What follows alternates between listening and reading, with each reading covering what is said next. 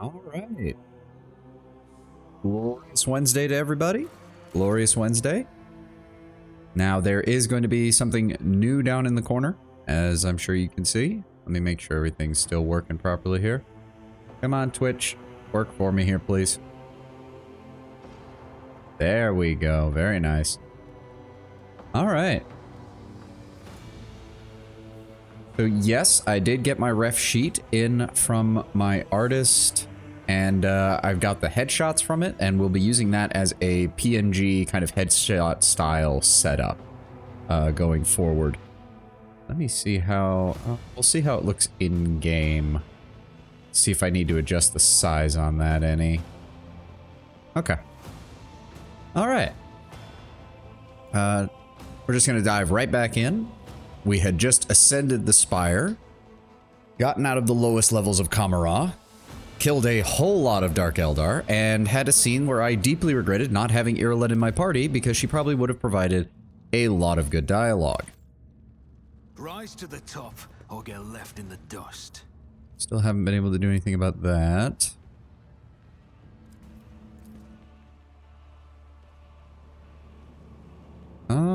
I don't like that it didn't give me the loot that was in there, but okay. Okay, game. Fine. Both strong and wise is Ulfar. Yes, Ulfar, you're strong and wise. Just please actually do the things I need you to do. Thank you. What the fuck is this? The number of containers of some sort beyond the enclosure. Well, it's a good thing we have explosives. Let's do this. The Emperor favors me today. Thy cross for my sharp senses. Good. Melt a charge we got back. Some Xenospasm grenades. Peripheral control module. Using a non-attack ability grants the wearer a +5 bonus to dodge and parry for each enemy adjacent to the wearer for 1 round. That... well, actually... I suppose Abelard usually uses 3 on average. So he would get 15% every turn because he uses Reckless Strike, Endure, and Sworn Enemy every time. So that would kind of make sense. Oh, I forgot to update my... hold on. I forgot to update the title of the stream.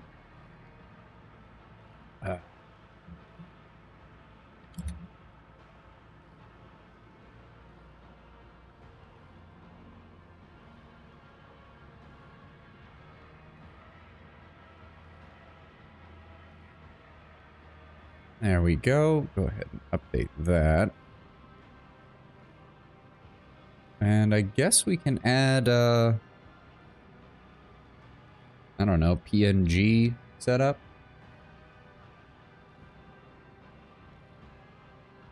PNG streamer. We'll add PNG streamer to the tags, since technically that's what I'm doing. But yeah, okay. Now that we've got that updated, let's keep moving.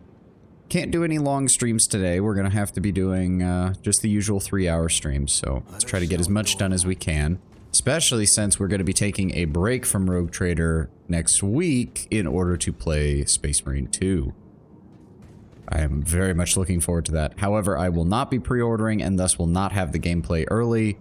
Admittedly, I don't think they would let me stream it anyways if I did get it early, since that would kind of defeat the point.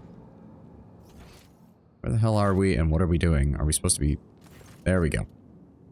Oh, let me get some water here real fast. Okay, so it looks like my setup is pretty much exactly where I want it to be down here. It's slightly covering... it's just covering the character portrait, but we can see that if we mouse over here. But it's not covering up any of the text, so people will still be able to see that while I'm doing stuff. The 2 pilots are already disarmed and shackled. They give you a haunted look as you approach, but do not dare to say anything. You take a glance at the Xenos vessel. Sure, its design in certain parts appear bizarre, but you can at least guess their purpose, and you could probably steer it. Oh, what? I don't know what it's doing here, but okay. I can steer a gondola Elantak. We do not need these pilots.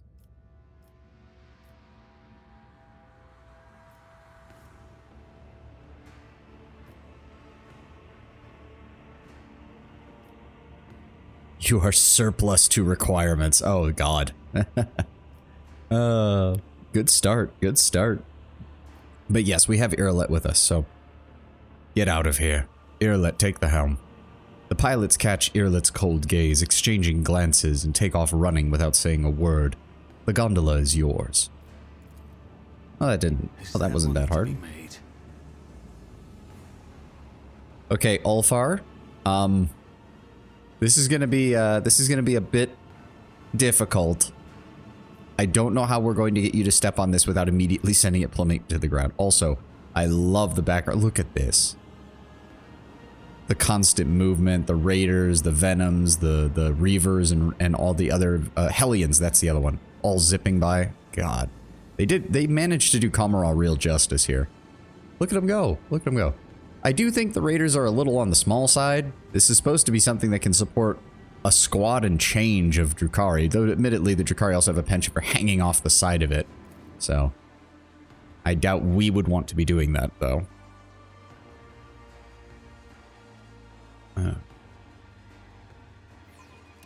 I hope I get the option to select my team again, because I'd really like to change out and bring Irlet with me.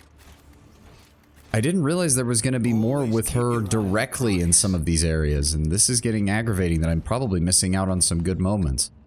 Oh, there we go. Can I at least... Oh. What's going on?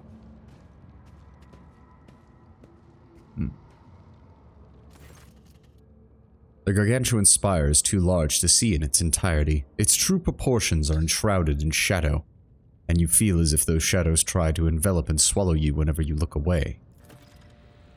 Grinning savagely, Ulfar says with undisguised joy, I smell blood in the air, blood about to be spilt. I hear the echo of clashing swords and the screams of Xenos writhing under our heel. All-Father, what a marvelous feast you have prepared for me. The colors here are dark and dangerous. I feel as if I am drowning in a bottomless ocean of haze. But what is it? Faint tremor coming from deep inside the spire, like the coal of the immaterium, save purer. Yes, the spire of the reaving tempest, the seat of my cabal. Both a place to find respite from the scheming of our enemies and a deadly trap for those too weak and soft for our ranks. Marazai tilts his head and glances at you. The heart of the spire contains a secret, an ancient webway gate that has remained sealed for many, many aeons. Ymiris kept it in case of Vex. Oh, thank you, Kato. Ymiris kept it in case Vex's noose happened to tighten around the Cabal's neck. No one save for her and a certain other Cabalite knows where exactly in real space the gate leads. A perfect escape route, and I can open it for you. Yeah, I can't quite do the full gutturalness of Ulfar's voice, but I'm trying to get at least low enough with the right rough accent for him. Because the actual voice actor, between the actual voice actor and whatever after effect they put on the actor's voice is very, very deep.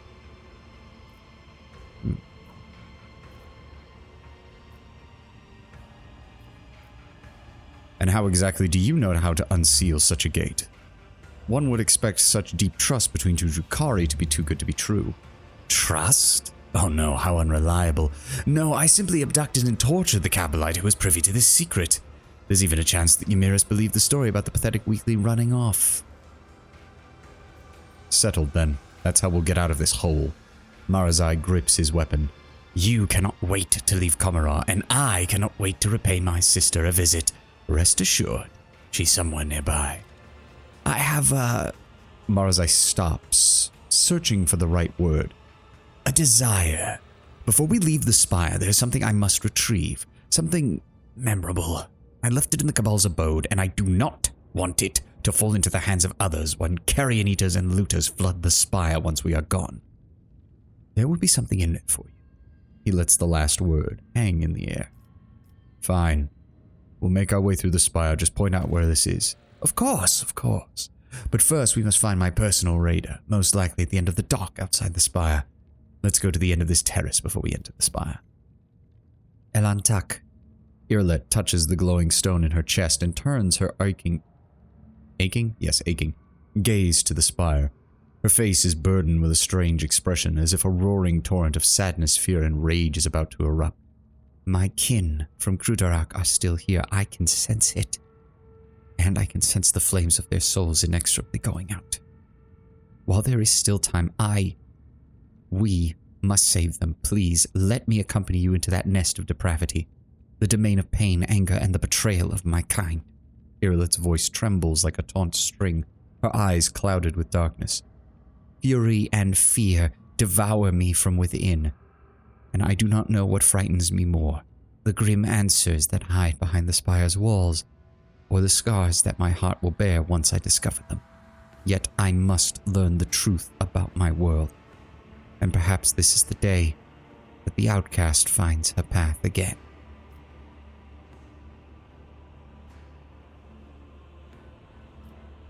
We will save your kin if possible, Irileth. On that you have my word.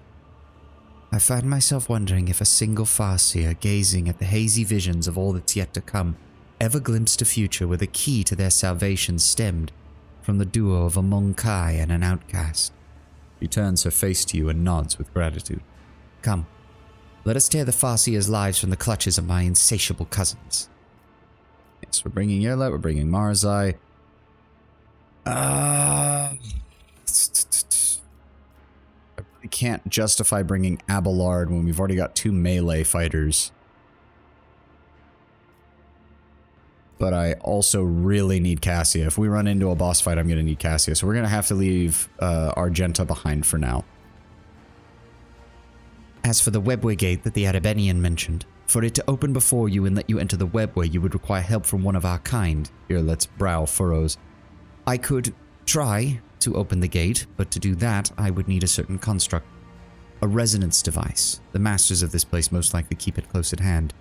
If you wish for me to use my knowledge and open a path out of Comera for us, find this item. Without it, I am powerless to make the webway allow us entry into its labyrinth. This is interesting because you have the possibility of telling Irileth off and killing Marzai before you reach this point. So it makes me wonder what would happen if you made those dogmatic choices and just killed them both. And how you would progress through this area. Very interesting. Irileth, what exactly is your plan to find your kin? Farseers are not easy captives to keep. Whatever the Dark Ones are using to repress my kin's powers, those tools will be noticeable, and I will find a way to them. Marzai, what should we expect inside the spire? Oh, the usual. Cabalites, witches, incubi, at least those at Ymiris' side. He pauses for a moment, an expression of concern flashing across his pale features. That is all. Let's go. The spire of the Reaving Tempest welcomes you with muffled noises seeping from its dark walls, distant voices, footsteps, and screams of pain. I always have a backup plan. Oh, we missed something down here. Hold on.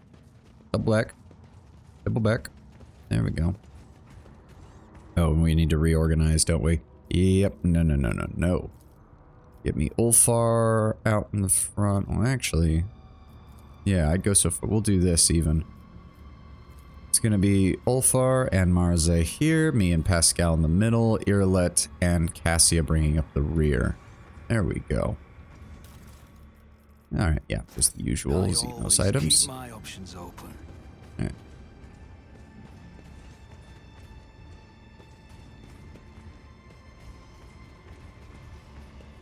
What's up here? There's more stuff. What do we got over here? Oh, I need to level up Irileth. Right. Oh, okay, so she also has... No.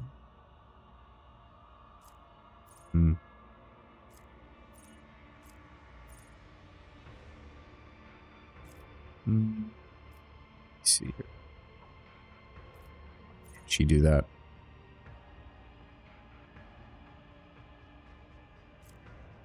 Huh.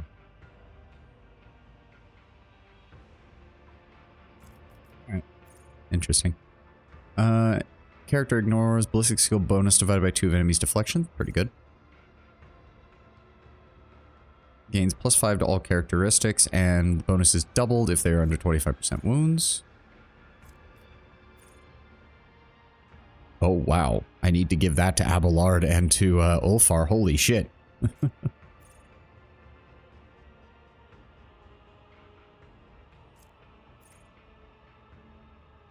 Deadeye Shot deals an additional 2 times perception percentage bonus damage. The following ranged attack abilities gain Deadeye Shot benefits. 1.5 range and the additional damage from the talent itself. Oh, good. Yes, we're definitely going to want all of that.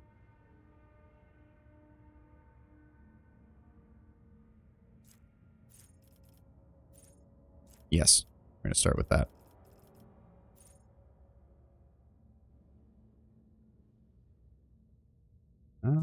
Maybe.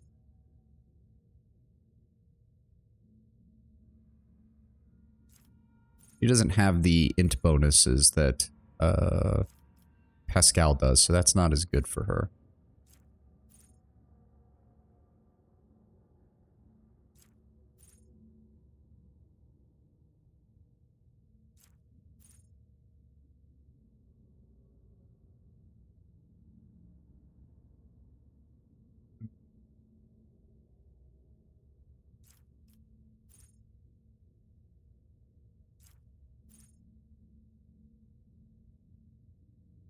Yes, sniper expertise, more armor penetration. Yeah, her intelligence is only 35, so she doesn't get as much benefit out of that. And it's part of the reason that maybe we should look into upping that at some point for her. Also, it just occurred to me, I should be taking this off. What? What the hell?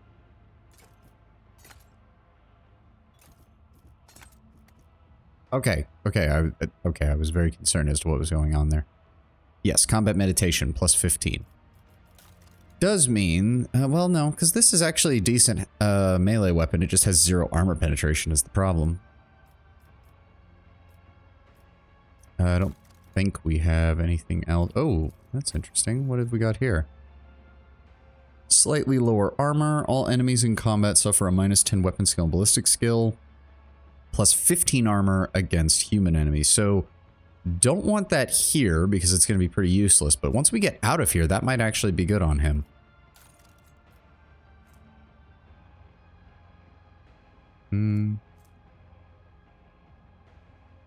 They gain +1 stack of vengeance. The wearer's attacks of opportunity deal an additional... the problem is I don't have something that can trigger that very well.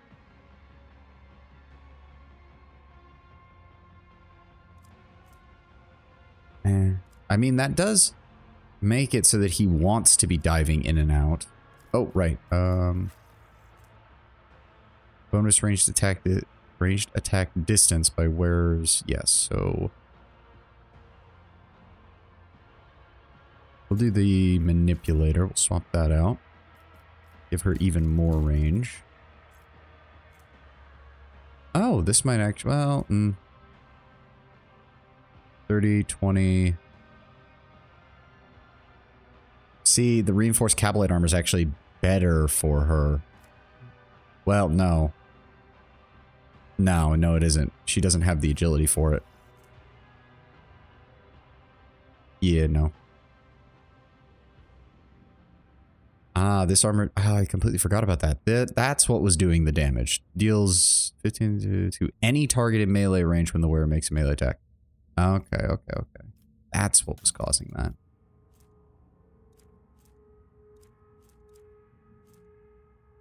Wearer has 8 or more AP at the start of their turn. They gain 30% damage for the rest of combat. That's actually really pretty good. No, we don't have any. Yeah,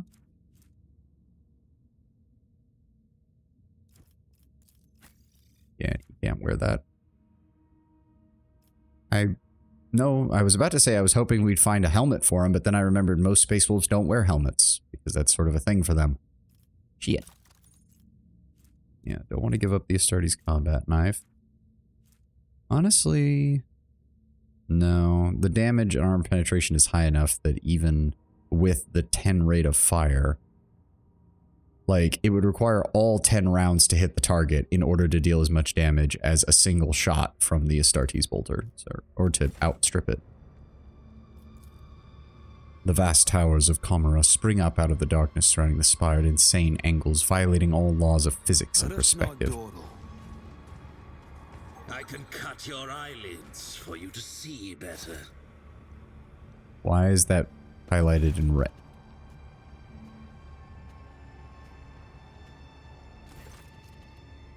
Marazai lightly leaps from the edge of the platform onto the raider and begins inspecting it from the inside. You hear clicking and hissing as the Drukhari opens and closes various hidden caches in the Skycraft's hull, accompanied by the occasional muttered Xenos cursing.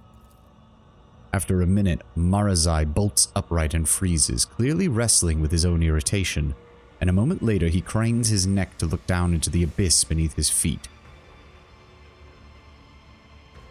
Come here, Savani, and take a look at this view.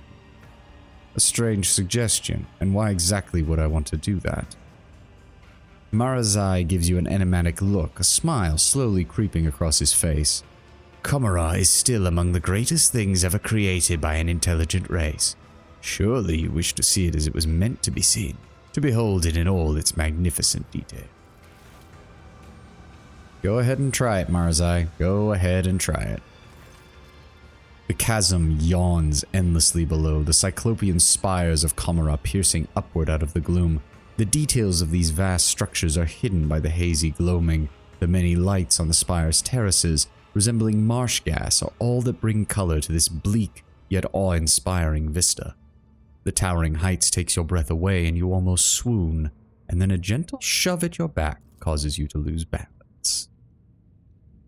The moment stretches into an eternity, firm footing swept out from under you. Heart stops beating entirely. The chasm below seems to rush up towards you, ready to swallow you whole, and then clawed fingers close about your wrists, halting your fall and holding you over the abyss. Marazai's laughter rings with dark delight as he tugs you back onto the raider. Terror! Unbridled, exquisite terror. Oh, far more bite to it than the stale, predictable pain of torture.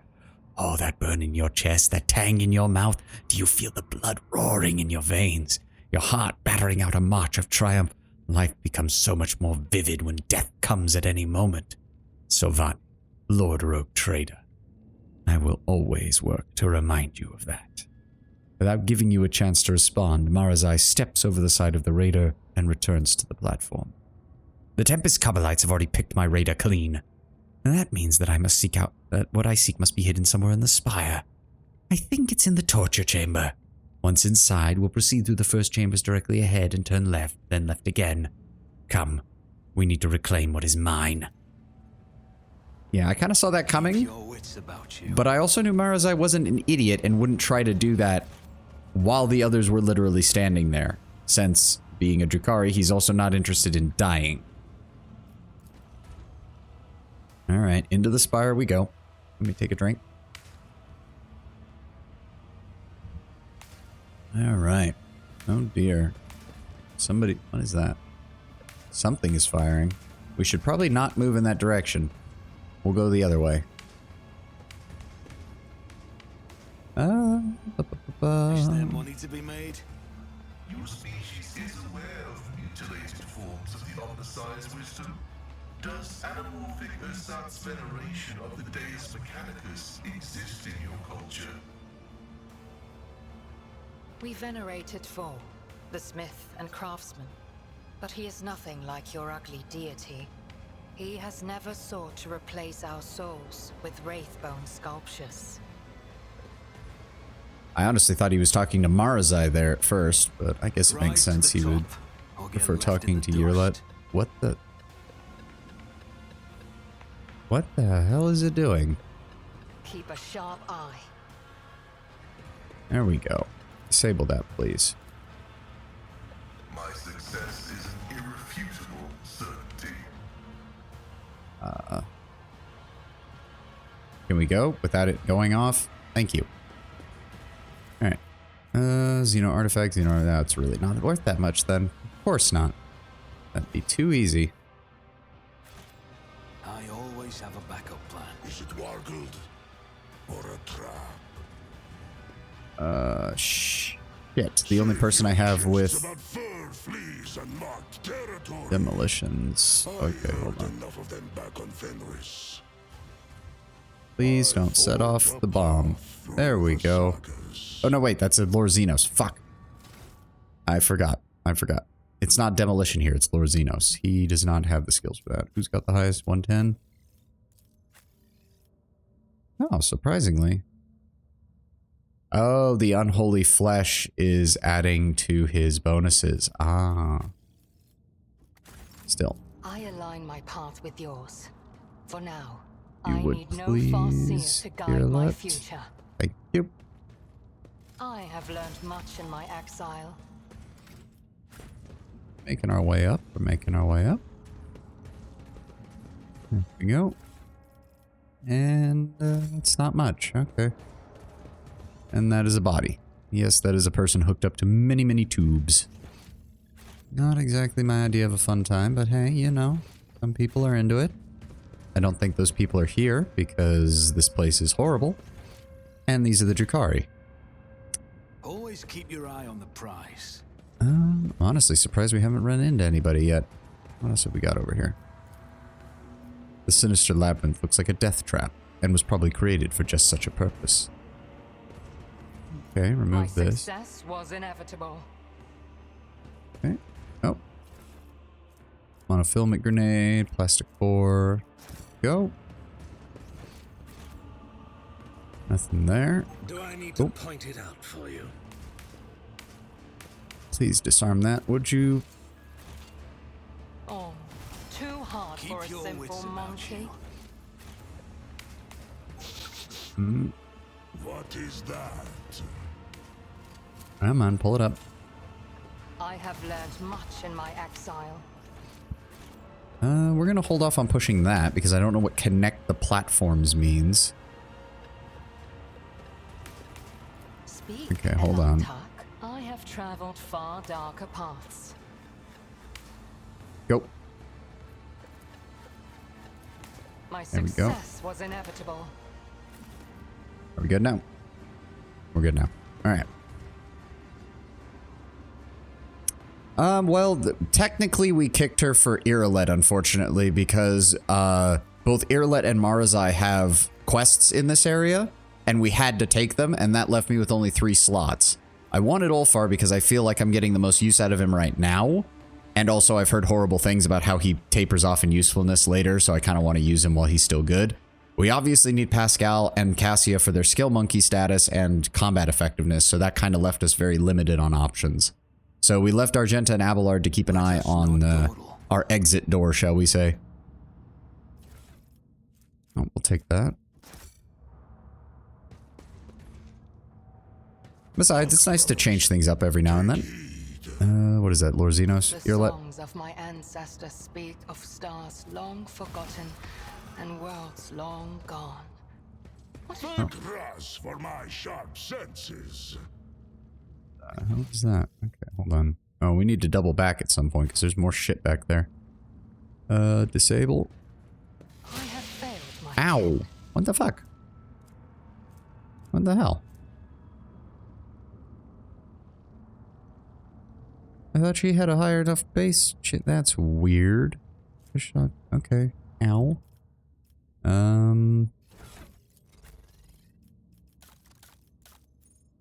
Oh shit.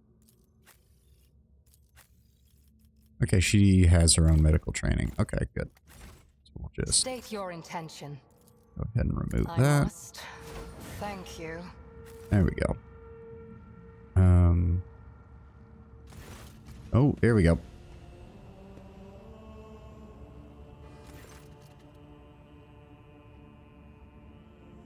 All right. A little bit of water first. Kaitan. Kaitan. My son. The Eldari Farseer's tortured body is barely moving. You've seen abject creatures like this before, stitched together from several bodies. Their miserable existences serve but to satisfy the homunculi master's morbid interest in the perversions of the flesh. And yet this one is not like the others. A twin face stitched together from parts of several male and female Eldari turns its unseeing gaze towards you. Its eyes have been crudely sewn shut. You have come, my son. A woman's ghostly whisper escapes the cut-up lips, oozing blood and pus. Hold the line. Do not let the corruption spread further. A commanding shout comes with a cough from inside the ripped open thorax where 3 hearts continue beating inside a single ribcage, more a prison of bone than biology. I have finished the statue, Master. A fleeting, satisfied expression passes over the stitched face as a suave, younger voice interrupts the warlike shouting. We are all united in the shadow of the great tree, sister, till Kayla Menschka Kane claims our hearts. Your elucidator discerns yet another voice, soft and profound. Oh, Aisha, mother of all life, may your blessing protect the children of Asurian from the abominations of bodily and spiritual torture. Eldari's hand twitches as she reaches for her weapon. What are you? Forgive me, Kritan. Ever since the founding of our craft world, I took upon myself the duty of caring for Krutarok's children. Yet my own son, Kritan, why did your path take you so far from home? Today, Kane's bloodied hands again with blood and others. Accept your fates, tame your anger. Your jubilant, youthful laughter sounds entirely out of place in this dark place. Lenatha, my love, I dedicate this last statue to you. Don't cry. The path of the sculptor may be at its end, but a new path is before me. Walk it with me. Today we mourn all that we have lost. Our sons and daughters, brothers and sisters, parents and lovers, whose souls the winds of war have taken. I doubt they can hear you. The homunculus experiments have twisted far more than just their bodies. Their minds, their souls have been remolded into something wrong. All of it is wrong, and it should not be. The Eldari's usually calm voice is trembling, either with anger or fear. Examine the creature. Besides the meticulous sutured limbs, the twin faces with all eyes sewn shut, and the dissected thorax, you notice the faint gleam of steel strips soldered into the creature's neck, hands, and shins. The strange energy they emit reminds you of the technology behind the psi shackles that are used to restrain psychers within the Imperium. Whoever you are, we have come for answers.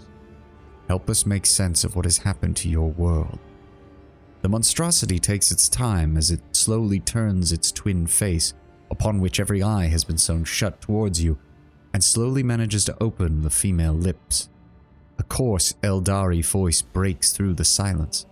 What is this? A Monkai dare speak to a Farseer?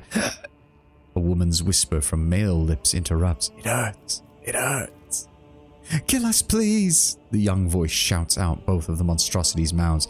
You hear the 3 hearts beat faster in the creature's chest. Daughter of Asurian, who has walked the path of the outcast, mercy. Grant us mercy. I came here hoping to find answers to my questions. What do I see? Only pain and suffering of those I have failed to save. Those I abandoned when they needed me. Your presence on Krutarok would not have changed a thing. You most likely would have died. And that would not have helped any of your people now. Now, when you have a chance, however slim. You cannot know that. No one can. Irileth shakes her head in sadness, turns her gaze to the motionless monstrosity. What do I do, Elantak? They asked for mercy, and there is nothing else we can grant it. Give it. Irileth winces, but draws her rifle with resolve. You are right, Elamtak. After all that has happened, we have no right to leave them like this. The shadow of she who thirsts creeps ever closer upon their twisted souls. I will not allow her to take what is left of them.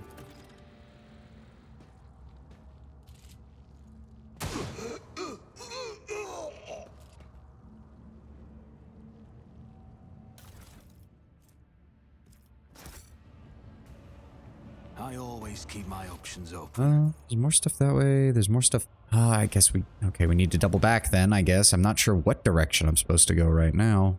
Also, there was the switch over here. What does this do? Oh. Okay. here? No, no, no, no, no, no, no, no, no, no, no. Ulfart, stop. Why the fuck did he run that way?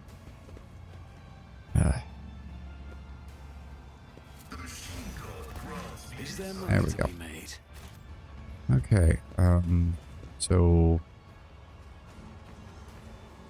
Can't hide from me. Okay, that's a trap. Pascal, if you would please. Thank you. Successful. I caught sight oh. of something. What is this? Oh. Okay. Melted charges. Keep those. Sharpshooter rifle. Interesting. Desolation blast pistol. Hold on. Every hit from this pistol inflicts 1 stack of melting, which reduces deflection by 1 and armor by 10. That's going on Jay, I believe. Should be able to make use of that. Yes. Always keep your eye on the prize. Oh. Marazai strides among the mysterious Xenos devices and presses his palm to one of the strange pieces resembling a pedestal. With a hiss, one of its sides cracks open like an airlock. The Drukhari begins to examine the contents of the container. Thuds and clangs of small objects being moved about ring harshly in the otherwise silent space. Meanwhile, your eyes are involuntarily drawn to the peculiar devices that fill the room. After the anatomical opera, you have not the slightest doubt about the purposes of the devices around you. You think you've seen some of their like before in the homunculized laboratory. Others are even more obscure in their design, but the gleaming needles, the cutting blades, the tubes and flasks filled with revolting liquids give a clear indication of the horrors they can wreak upon the living body. I do not need to be a farseer to feel the pain permeating this place with my very being. You feel the pain, cousin. Marazai does not even turn around to look at Irlet. Your re-education has clearly already borne some fruit. As you gaze upon the machine's strange articulations, the tubes that end in sharp-tipped needles and the instruments of the most bizarre shapes, you begin to have a slight suspicion about what these devices do to their victims. Chemical injections, living dismemberment, mental torment. For a moment, your stomach churns at the thought of what it means to be subjected to these tools. The Chamber of Satiation. The Drukhari turns to you, holding something in his hand. It is a place of reflection and pleasure. This is where the Raks do their tinkering, working on new captives in anticipation of a hungry Kabbalite who will appreciate their artistry. If Tevantia's servants were here, I would show you more, Savani. Marazai chuckles as if he's just made a joke, his eyes burning embers. For instance, how best to skin a Monkai without killing it, or how to turn an Eldari into material for a charming trinket that will delight you for the rest of your existence. But alas, another time. Your interest pleases me. Take this. Consider it a war reward for due diligence. Marazai carelessly dumps the items he retrieved from the container into your arms. The chamber's in the heart of the spire, not far from the Wedway Gate. Perhaps there I will find what my soul so desperately craves. Let us go. Keep your Hurry. wits about you. Ah. Don't leave those behind. Interesting. Oh, what's that? Muffled cries of pain come from the impenetrable darkness. Yeah, that'll do it. Just another reminder of the pleasantries of Comoran. Enjoying the sights and sounds of the city's spires. Oh shit, yeah, we don't have a good Medicaid score. This one's probably gonna fuck up. Yep. Oh, we missed it so much. We missed it so little. Let Damn. us not dawdle. Oh well. I'll deal. Once more fighting the urge to quick save and reload and do it until I get the result I want. Nope, nothing there. Nope, nothing. Do I need to point it out for you? Pascal, thank you kindly. My success is an irrefutable certainty. How much do we need to level up? Current experience requires 2,258. Okay. I always keep my Oh, options that open. leads to the main hall, so we need to double back. Gotta get the rest of this stuff. We are not leaving all this loot behind. No siree, Bob. The loot will be mine. I will take it. It will be mine, and then I will sell it to the highest bidder, which is namely the people who will give me free shit by giving them other things. Because money is kind of an abstract concept when you're as rich as a rogue trader. Aha, there is something over here. Oh, hello. What is this? The thick stack of pages made of a strange material has been hastily tied with a coarse piece of string. The pages are covered in sharp, uneven handwriting and have brown stains on them. Goal, several-fold increase in veil energy. Note, enhancing the veil connection will require merging the minds of 4 specimens. Note, 4 individuals, 2 male, 2 female, selected from among the Krudorak Farseers. Aside from their veil connection, these specimens have no common traits, merging process expected to be fascinatingly painful. Stage 1, hearts of three of the Eldari placed inside the thorax of the 4th, the most resilient among them. Redundant original heart removed, and other internal organs preserved. Specimens conscious throughout surgery. Stage 2, despite the blockers, the partial brain transplants were accompanied by several energy discharges resulting in equipment damage. Potential is amazing. The integrated subject was punished by an intramuscular injection of an acidic solution that erodes soft tissue from the inside. Stage 3, subject stable and controllable, undergoing significant physical and psycho-emotional distress as the Eldari minds become aware of their situation. Energy discharges increase every time blockers are eased or pain receptors are directly stimulated, confirming expected results. In order to intensify its pain experience, the subject will be nourished by essences of its own torture. Stage 4, the Eldari consciousness are trying to consume one another, perhaps in order to lower the net pain awareness. Curious. The subject must continue to be saturated with its autogenic agony, with added psychotranquilizer injections. Note, enhance the subject's physical suffering with internal bone tissue disintegration. After this, the notes become indecipherable. Yes, if you needed any more reminder of just how horrifying the Drukhari are, even when they don't engage in torture merely for the sake of feeding themselves.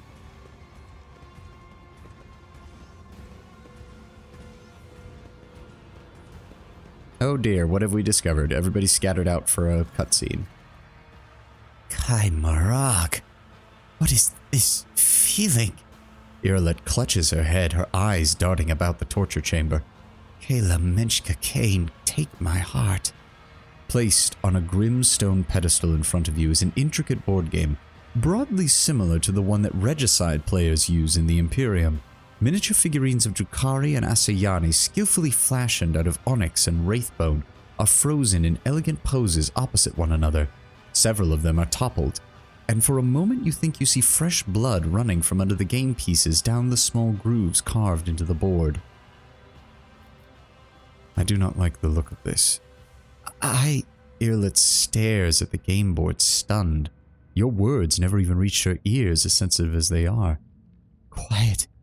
Please stop. Stop torturing my mind. I will not let you become another spirit on the wind. Not for the light of a million years. Just let me explain myself. Irileth, what's going on? I left Krudorak because of my path. Is this not what you have been teaching us from birth until the final moments of our lives? I can hear it, the mournful lament of brothers and sisters tortured in this room. I would not prefer to hear it, but I cannot. As clearly as I hear the melody of your soul's torment, but don't you dare. There is no need to blame me for what happened to you. Irileth clenches her jaw and seems to stop breathing entirely. One of the Farseers is trapped in the game board. Your words finally seem to snap Irileth back from her lapse in reason. How did you know? A Monkai is incapable of hearing the call of the immortal soul of a child of Asurian. Could it have been a guess? Regardless, you are right, Elantak. In their torture, the Dark Ones go far beyond the limits of the possible. For imprisoned within these game pieces, within this board designed for games that were meant to intrigue the mind, is the soul of one of our Farseers. It seems as though that Farseer was tormenting you. What did she say? That I was a traitor. That my path is paved with the bodies of my kin. That I am an outcast who carries the blame for the destruction of Krudorak. Since I heard the call of our dying ancestors but did not return in time. And that it should have been me in her place.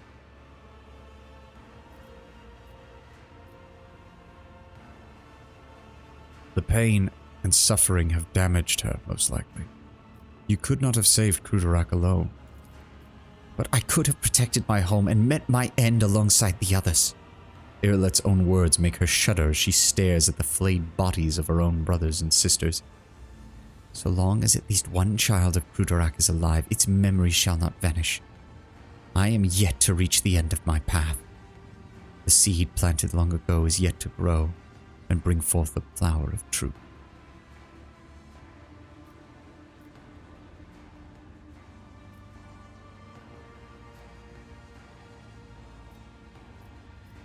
Why would the Drukhari imprison a soul within a board game? Why does the wind blow or the rain fall? Why does starlight illuminate the path and darkness dismay us? It is simply their nature. That is the way of the world. They feed upon despair and suffering, and the Farseers are powerful beings, unbending will, whose souls, however, are brittle. Every move upon this game board causes the Farseer nothing but pain. She feels everything, sees everything, aware of everything around her. She dies with each piece taken and is resurrected at the end of the game when the board is reset. Irelet twists her mouth and averts her guilt-ridden gaze. This is no better than the other one. We should end it. No. If you destroy an Asuryani soul without applying a spirit stone, then Cylon Thresh's claws shall reach out and tear that soul apart. If that's the case, we can take the Farseer to the ship, save what's left of her. We'll refuse anyone the right to even touch the board. It's hard to say how much more suffering her soul has yet to endure before we leave. She may even be devoured by Cylon Thresh upon the way, as forms like these make our souls brittle and defenseless. But if there is a chance, I will not stand in the way. Farseer's soul, trapped inside an intricate game board, protects the artifact's owner from the deleterious influence of the Empyrean's forces. Interesting. Huh. Always keep your eye on the prize. Is that something that affects when we're traveling through the warp, I would Too assume? hard for a simple monkey. Whenever the wearer attacks an enemy behind cover with a ranged attack, cover efficiency is decreased by 40% for that attack. And recoil bonus. Ooh, that might be good on Argenta. Increased rate of fire for the weapon by +1 each time an enemy is killed. Perplex is inflicted on all other enemies in a 2-cell race. That would also be good on Argenta. I always have a backup plan. So wait, let me see here. Bring up everything. Type newest. Is it... Wait, does it count it as gear? No. No, it's a miscellaneous item. I guess we'll figure out. Maybe we can return it to the other Eldar or something. I don't know. Yeah, we've only... This is only the beginning of this area. We've got more down here. Oh, shit. What's that? Okay, hold on. At least 1, 2, 3, 4. Okay, we're gonna quick save real fast. We're going to grab Irelet. Hold on. Not door lock. What was that? What is that? Okay. Hold on. Oh, Brothers, take heed. Pascal, if you would please. This explorator is blessed with multiple functionality. Yep, disarm the trap. The set of symbols looks unfinished, as if only half of the mysterious message is in front of you. Interesting. Oh, we can't. No, we can go all the way around, so hold on. Keep your wits about I feel like there's something up with this area. We're gonna swing back around on this side. Damn. Oh, we got this one. Whoever's imprisoned inside this capsule, they are moving ever so slightly. That. Oh. The young Eldari's body is floating in a murky glass vat filled with acrid acidic sludge. If the built-in xenocogitator's changing readings are anything to go by, the Eldari is alive, or at any rate, not fully dead. This body belongs to a Farseer. There is dormant energy coming from his exhausted mind. We must free him, Alantak. Inspect the vat. It's another of the insane homunculized creations designed for cruel experiments. The vat is part of a larger mechanism, which has a small mechanical dashboard built into its casing. You are, however, unfamiliar with the symbols on it. The thick tubes that deliver the suspicious-looking liquid straight into the vitreous depths of the mechanism disappear into its inexplicitly smooth casing. The glass itself seems quite brittle, though. Odd. These symbols are unfamiliar to me. I suppose the homunculi is using a special code so that no overly curious assistant can hamper their experimentation. Oh dear. The glass looks fragile. We may just be able to break it rather than having to worry about the control mechanisms. Careful. Careful. Watch your step. Can you hear me? Irileth helps the Farseer out of his prison, avoiding the remaining broken glass. The Eldari is completely disorientated. His wandering gaze shifts between you and Irileth, then returns to the vat from which he just emerged. My purpose is to comply. I am born so I may die. Pain is your delight, master. I'm a rock. What did the madman do to him? Do you remember who you are? Where you came from? I remember the taste of pain, the smell of pain, the color of pain. You are the one who dreams of what has come to pass and what yet lies in the haze ahead. You are a Farseer. Can you tell us what happened to Crudorak?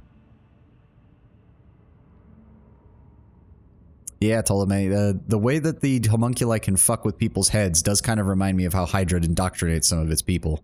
I'm not overly familiar with Marvel's comics, but I know that much. And also, good to see you. Good to see you. The Farseer stares at his hands in surprise, ignoring Irileth's questions. Every finger in place, but why? The first one goes for the sake of pain and pleasure. The second one disappears when it is time for humility. The third... What happens to the third? Irileth's shoulders sink in defeat. Elantak, I do not think he's going to tell us anything of value. Is there none left who can answer my questions? How did you end up in the homunculi's clutches? The Farseer looks upon you with frightened eyes. Be quiet. Master will come back. Master will punish. Piece by piece by piece by piece by piece. Why were you in the vat? The Farseer looks around the room with interest, ignoring you completely. I have been here many times in my past lives, and I will be in my future one. Infinite cycle. Irileth shrugs hesitantly. Rebirth? Healing? Visions of the future? What is the point of eternal life if it brings only suffering? What do we do with him? He is coming with us, Elantak. I will not let you abandon him here. I need him. Without waiting for Irileth to finish her sentence, the Farseer suddenly turns his head towards her. For the first time, his gaze is clear, focused, his voice understandable. Child, you have returned to us at a dark hour. No, no! Irileth leans over the Eldari's body to help, but his eyes are wide open and his chest no longer rises and falls from breath. He was aware. He remembered me, Elantak, and then he died. What kind of curse haunts Crudorak's children within these walls? Let us go. I refuse to believe there is no one else left. Do you understand? I cannot let the serpent in my soul devour my already fading hope. My hope of finding out the truth of what happened. There is no giving up now. Not after everything I have gone through in order to get here. We will find other Farseers. We will. You know, honestly, in some ways, I was really worried that they were going to downplay Irileth's betrayal. Like, yes, they did do a good job in providing more context as to what she did. And again, she didn't see it as a betrayal precisely because she thought we could handle whatever Marzai could throw at us. It turned out that with the assistance of the Mandrakes, that was not the case. But I like that they're actually showing like, oh no, you kept Irileth around. She's gonna get her answers. And they're going to suck. Oh, where's that? Oh god, more notes. Deliverance as the activation order code word. Excellent. Sequential joint removal, starting with the fingers. Process resulted in death, as in every previous instance. Body will be reformed and regrown. Internal organs excised and placed into an alkaline solution without severance from nervous system. Subject is observing its dismemberment and experiencing pain at full intensity. Agony strengthens the connection to the veil, but the body is weak and inevitably perishes. The subject's body disintegrates faster with each new assembly. Thermal blocks introduced into the torso for alternate cooling and heating with constant electrical stimulation. Subject survived 4 minutes longer compared to previous resurrection. Physical torture discontinued. Audio-visual headband placed on subject's head to broadcast images of suffering kin into consciousness. Cardiac arrest 19 minutes later. Subject in possession of all previous knowledge, including memories of pain and death, therefore fully compliant. Phenomenal strengthening of the veil connection observed, but the body survived for no longer than 3 minutes under any set of conditions. Yeah, they were literally shortening his lifespan with every resurrection.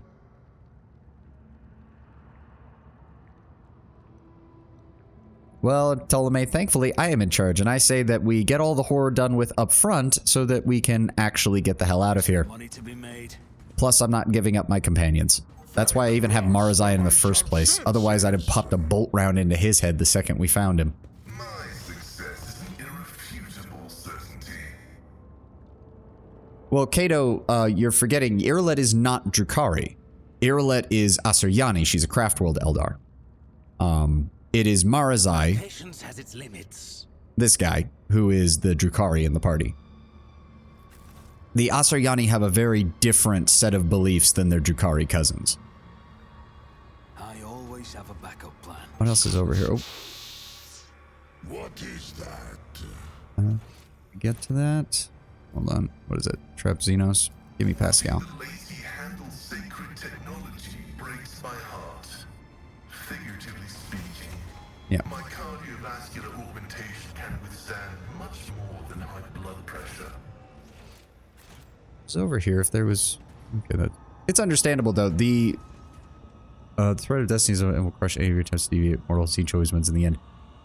Yes, but that's... You're forgetting. That's one of Tzeentch's two things. The other is that everything is mutable, everything is changeable, and if it wasn't, then there wouldn't be any purpose to it. Hence why in the old lore, Tzeentch was also regarded as the god of hope, because the only way that one can get through change is by having hope that things will get better. Also, while the threat of destiny is unavoidable, don't try to talk about stagnation or not being able to deviate from things, because that sounds like Nurgle worship, and I think Tzeentch would be very upset with you, Ptolemy, if you started spouting Nurgle philosophy. We're gonna have to fight these guys. Yeah, there's no way around them. If you would please, Irilет, open us up with a good sniper shot. Good shot, good shot. You don't belong in this galaxy. Cassia, go ahead and set up here. I'll set up here. Pascal over here. Irilет. It's okay, dude. As I said, the world building of 40K was what drew me to it, so I do have some decent lore knowledge. I won't claim to be an expert on everything, but I at least try. Okay, how many we got here? 1, 2, 3, 4. Okay, we've got a lot. Shit. That's actually more than I thought. Okay. Quick save. Alright, how do we want to do this? The usuals. Nope, not Zone of Fear. Point of Curiosity. How many of you fuckers can we get?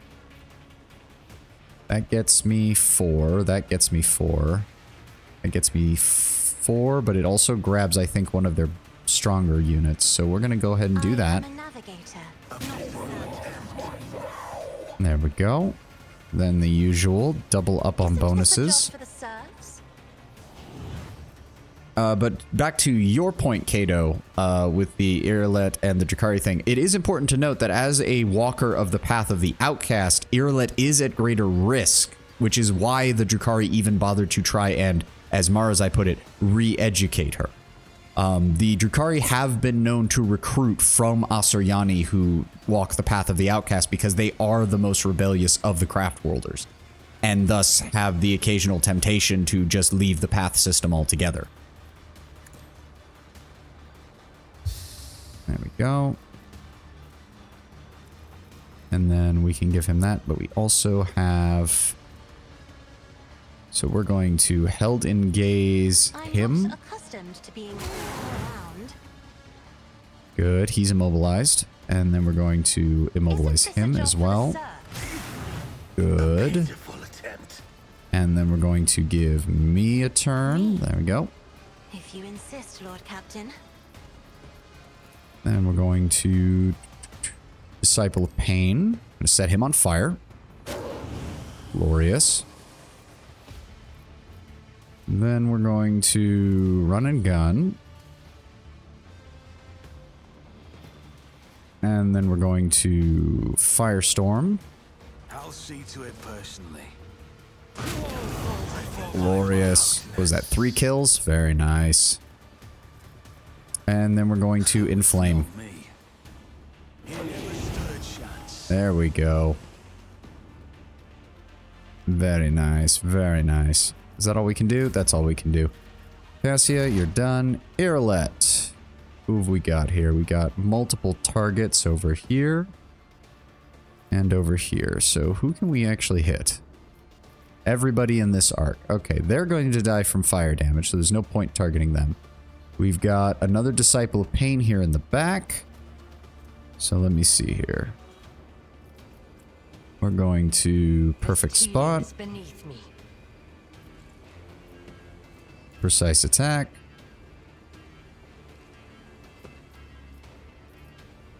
Then we're going to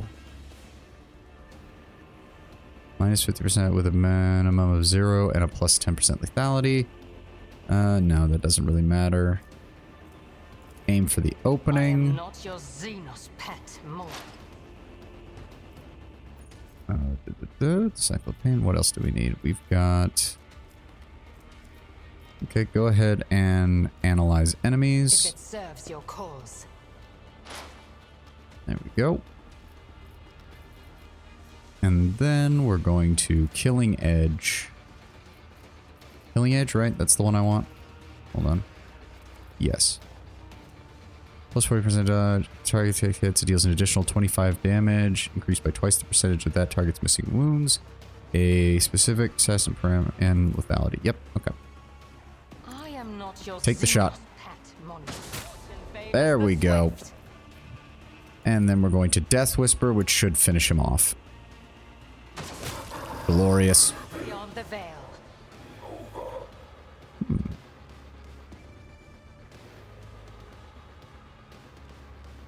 Very nice, very nice. Ulfar. Let me see here, my dude.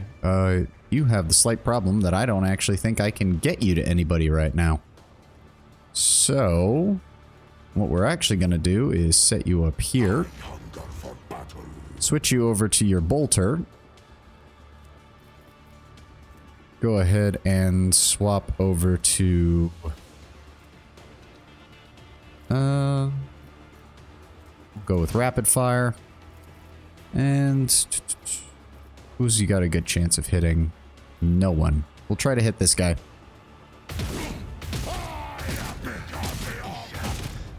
Very good, Ulfar. Perfect shots, my dude. Perfect shots. Go ahead and switch back to sword and board, or sword and pistol, so that when these guys come closer, you'll be in a prime position to engage them. Oh. Oh, he was buffing them. Yep, they got set on fire. He's on fire. Go ahead and set that asshole on fire. Glorious. Can I reach anybody else with this? Who goes next? You go next, then you, then you. Let me see here. If I move here and then do this. Yeah, we can do this. Hold on. Go ahead and do that. Move up. Oh, you God damn it, game. Well, we're going to pop Revel and Slaughter. May as well do that. Then we're going to... No, that's going to use up my... Alright, we'll just inflame. Yep, he's dead. They're dead. Oh, I guess now we could run and gun? Do we have enough to actually... We do. Okay, now set him on fire. What? I'm sorry, what? This creature can make 3 attacks per round and is completely immune to damage. Oh. Well, that's not good. I should move back then. That's not good. Nope, nope, nope. I don't want any part of that. Okay, good. Oh, but there he goes. He took the warp burn damage. Sucks to be you, buddy. Marzai, move in, please. Approaches. Don't need charge. Go ahead and pop Endure, just in case. Then we're going to Reckless Strike. And then we're going to... Where is it? No, not that one. Aim for the opening. With grace and malice. That takes off... Suffers -2 deflection, -14% armor. He has no deflection and no armor. Okay, so that doesn't matter. And then we're going to... Yes. Elusive Shadow. Don't need any of those other ones. Alright, attack. Good damage. There we go. Parried, immediately got counterattacked. Good, good, good. Pascal. Be so kind as to move up. There's only 2 enemies left. He's going to die from fire damage, most likely. Go ahead and put that on him. Thank you. And then we're going to... Let me see here. Perfect spot.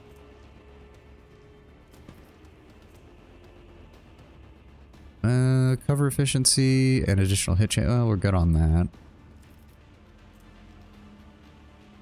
We're going to go ahead and pop Cull the Hurt, or Cull the Bold, and then we're going to fire off our plus 75% chance damage. Hey, Mother Teresa, good to see you, good to see you. Doing good. Why is my attack damage only 62%? You've got to be kidding me. God damn it, Pascal. And then he hits with that anyways. God damn it. Whatever. Yep, he's going to run forward. Cassia, screw it. Just give me another turn. Only that were possible. Emperor, give me strength.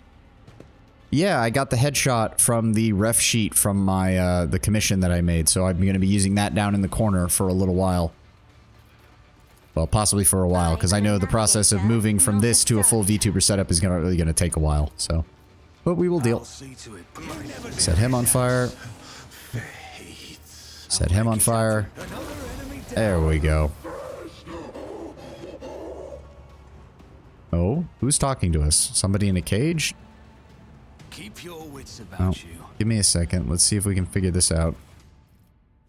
Eldari chainswords, Cavalite splinter pistols, poison Hecatarii blade. Yep. I can cut your eyelids for you to see better. Operation successful. The strange capsule emits a barely perceptible buzz. Its thick walls barely contain the sounds coming from within, the sounds of a living and tormented creature. Interesting. If you'd like to see the full ref sheet, Mother Teresa, I posted it on my Twitter page. It should be right below the announcement for the stream today, because I posted it yesterday. Or the day before. Was it the day before? I don't remember. But literally, it's not too far back. Failing that, I can shoot you a copy of it after stream. Alright, let me... Okay, yeah, no, nothing in there is going to be... Oh, more notes. More horrible things written by the homunculi. Let me take a sip here, real fast. The journal entries are written in an angular but surprisingly tidy hand, as if the writer deliberated meticulously over every word. The notes are supplemented by diagrams and formulae. The Farseer's mind is aggressively resisting external interference. The mind maggot perished instantly upon being introduced into the system, which has never been observed before. Interesting. As punishment, the subject was replaced in vibroshackles that chip away at their limb bones. Multiple unreadable diagrams. Mind maggot enhanced with power implants. Subject placed in a red-hot metal capsule during the introduction of the parasite. Despite the pain and the parasite in its system, the subject succeeded in addressing the parasite destruction detected 2 minutes into its presence in the subject's body. More unreadable diagrams. Mind maggot enhanced with poison that suppresses host psychic functions, then placed successfully inside victim. Parasite's vital functions persist, yet with no sign of compliance on the part of the host. Unacceptable. Subject punished by partial skin removal and suspension by the detached areas of skin. More unreadable diagrams. Experiment finished. Result negative. For as long as the subject remains capable of combating the mind maggot's presence, Pain is the only available method of suppression, subject to be placed in a capsule with slowly rotating blades until further instructions. I always keep my options open. Okay, how do we... There's more of them over here. Yep, more cargo. And then... Hold on. Pascal, if you'd be so kind, please. Explorator is blessed with multifunctionality. So you only have half this. Okay, so that's the other half of that thing that we found on the other side. That's some more cargo. Not seeing anything else here. Oh. Mysterious tool required to open a web. Ah, so that's how you'd get through. Or I imagine that would play a part in getting through if you somehow did not have either of the Eldari companions. Could be useful. What is this exactly? Hold on. Wraithbone. The armor restores toughness bonus divided by 2 wounds each round when the wearer has any number of the following damage over time conditions. Burning, toxin, bleeding, and gains plus 10% armor against non-Drukhari enemies. It's alright, but not that good. Also, Marzai doesn't really have that much toughness. Like... Yeah, he's got baseline 30. Like, it doesn't matter. I'm honestly tempted to just chuck this into the cargo. Let us not dawdle. What is this? Laboratory's crammed with mechanism devices unknown to you, the sight of which all make you sick. Yeah, that'll do it. Okay, I guess we activate this. I don't think there's anything else we can really do.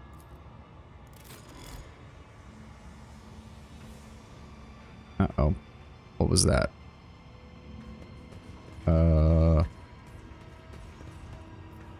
Activate this one. Are we good? Nope. Hey, Giovanni. Welcome, welcome. Eklendil. Oh, interesting. Despite his many bleeding wounds, the stately Eldari calmly straightens his shoulders and raises his narrow chin as he scrutinizes you with his keen gaze. Mysterious blue lights glimmer in his emerald green eyes. A Munkai and an outcast have found their way into the heart of the Dark City to save what little remains of Krudorak. I suppose the universe is full of cruel surprises. This is an outcome that I did manage to foresee. You have foreseen our meeting yet could not avoid being captured? What is the point of your prophecies then? Irileth glares daggers at her fellow Eldari, but he does not look away. I am glad our paths have crossed again, child. It is a great relief to me to know that you are alive, but what is this? The Farseer frowns, and concern surfaces on his face. Your soul wanders in gloom, entangled in the brush of a despicable connection. I see that it grows from the seeds of solitude, doubts, and fears, and this thread of fate stretches between you and... His keen gaze suddenly darts to you. A Munkai. Irileth, daughter of Krudorak, may Asurians spare you from ever facing the Farseer's judgment, for our kin are intolerant of such aberrations that make our souls fade, and you know this. Personally, I have long treasured our connection, and I do not see it as despicable or wrong. Hold on, let me double check the Irileth romance guide to make sure I'm not fucking something up here.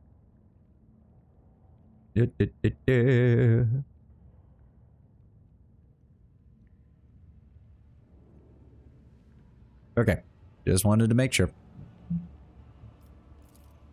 There is no need for you to explain yourself to him, Elantak, especially not after you have released him from the torment of the Fleshmaster's terrible constructs. Oh. I do find it funny that it lets me use Pascal's knowledge for that. I can almost imagine my character leaning over and being like, hey Pascal, give me a hand here. You make an Eldari greeting gesture with your hands. You have yourself a most amusing Munkai to keep you company, Irileth.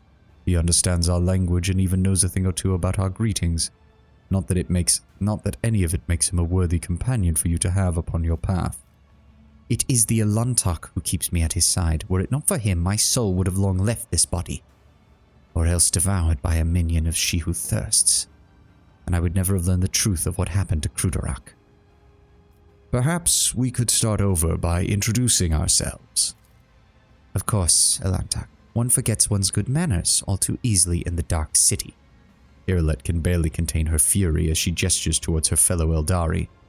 Standing before you is Eklendil Maresh, who walks the path of the Farseer, known as the All-Seeing Eye and the Timeless Sentinel of Krudarak.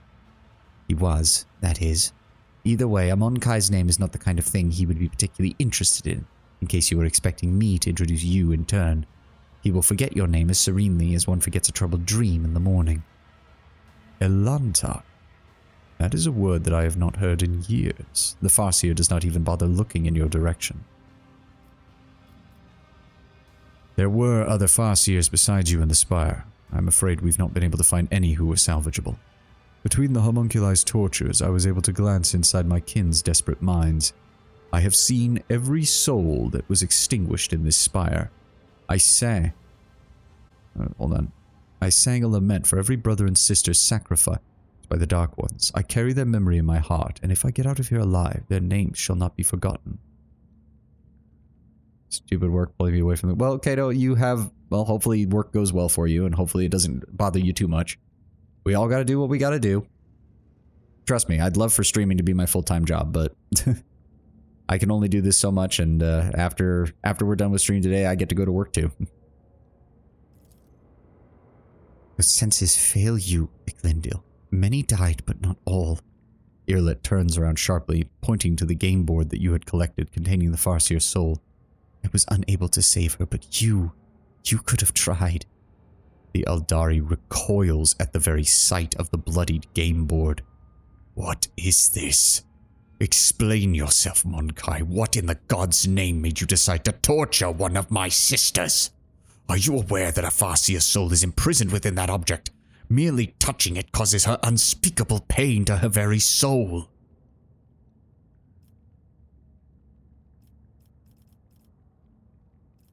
Can you help her? We brought it in an attempt to try and find hope. I will release her soul from its suffering, but alas, giving her back her body is simply beyond my ability. We did what we could to save the Farseer's soul, but we could only do so much. The Eldari's expression is inscrutable, but he struggles to speak. You have set me free, and I am grateful for that rescue. But what you are doing is wrong. I can feel my sister's tortured soul. You let me. Monkai, I am asking you for one more favor.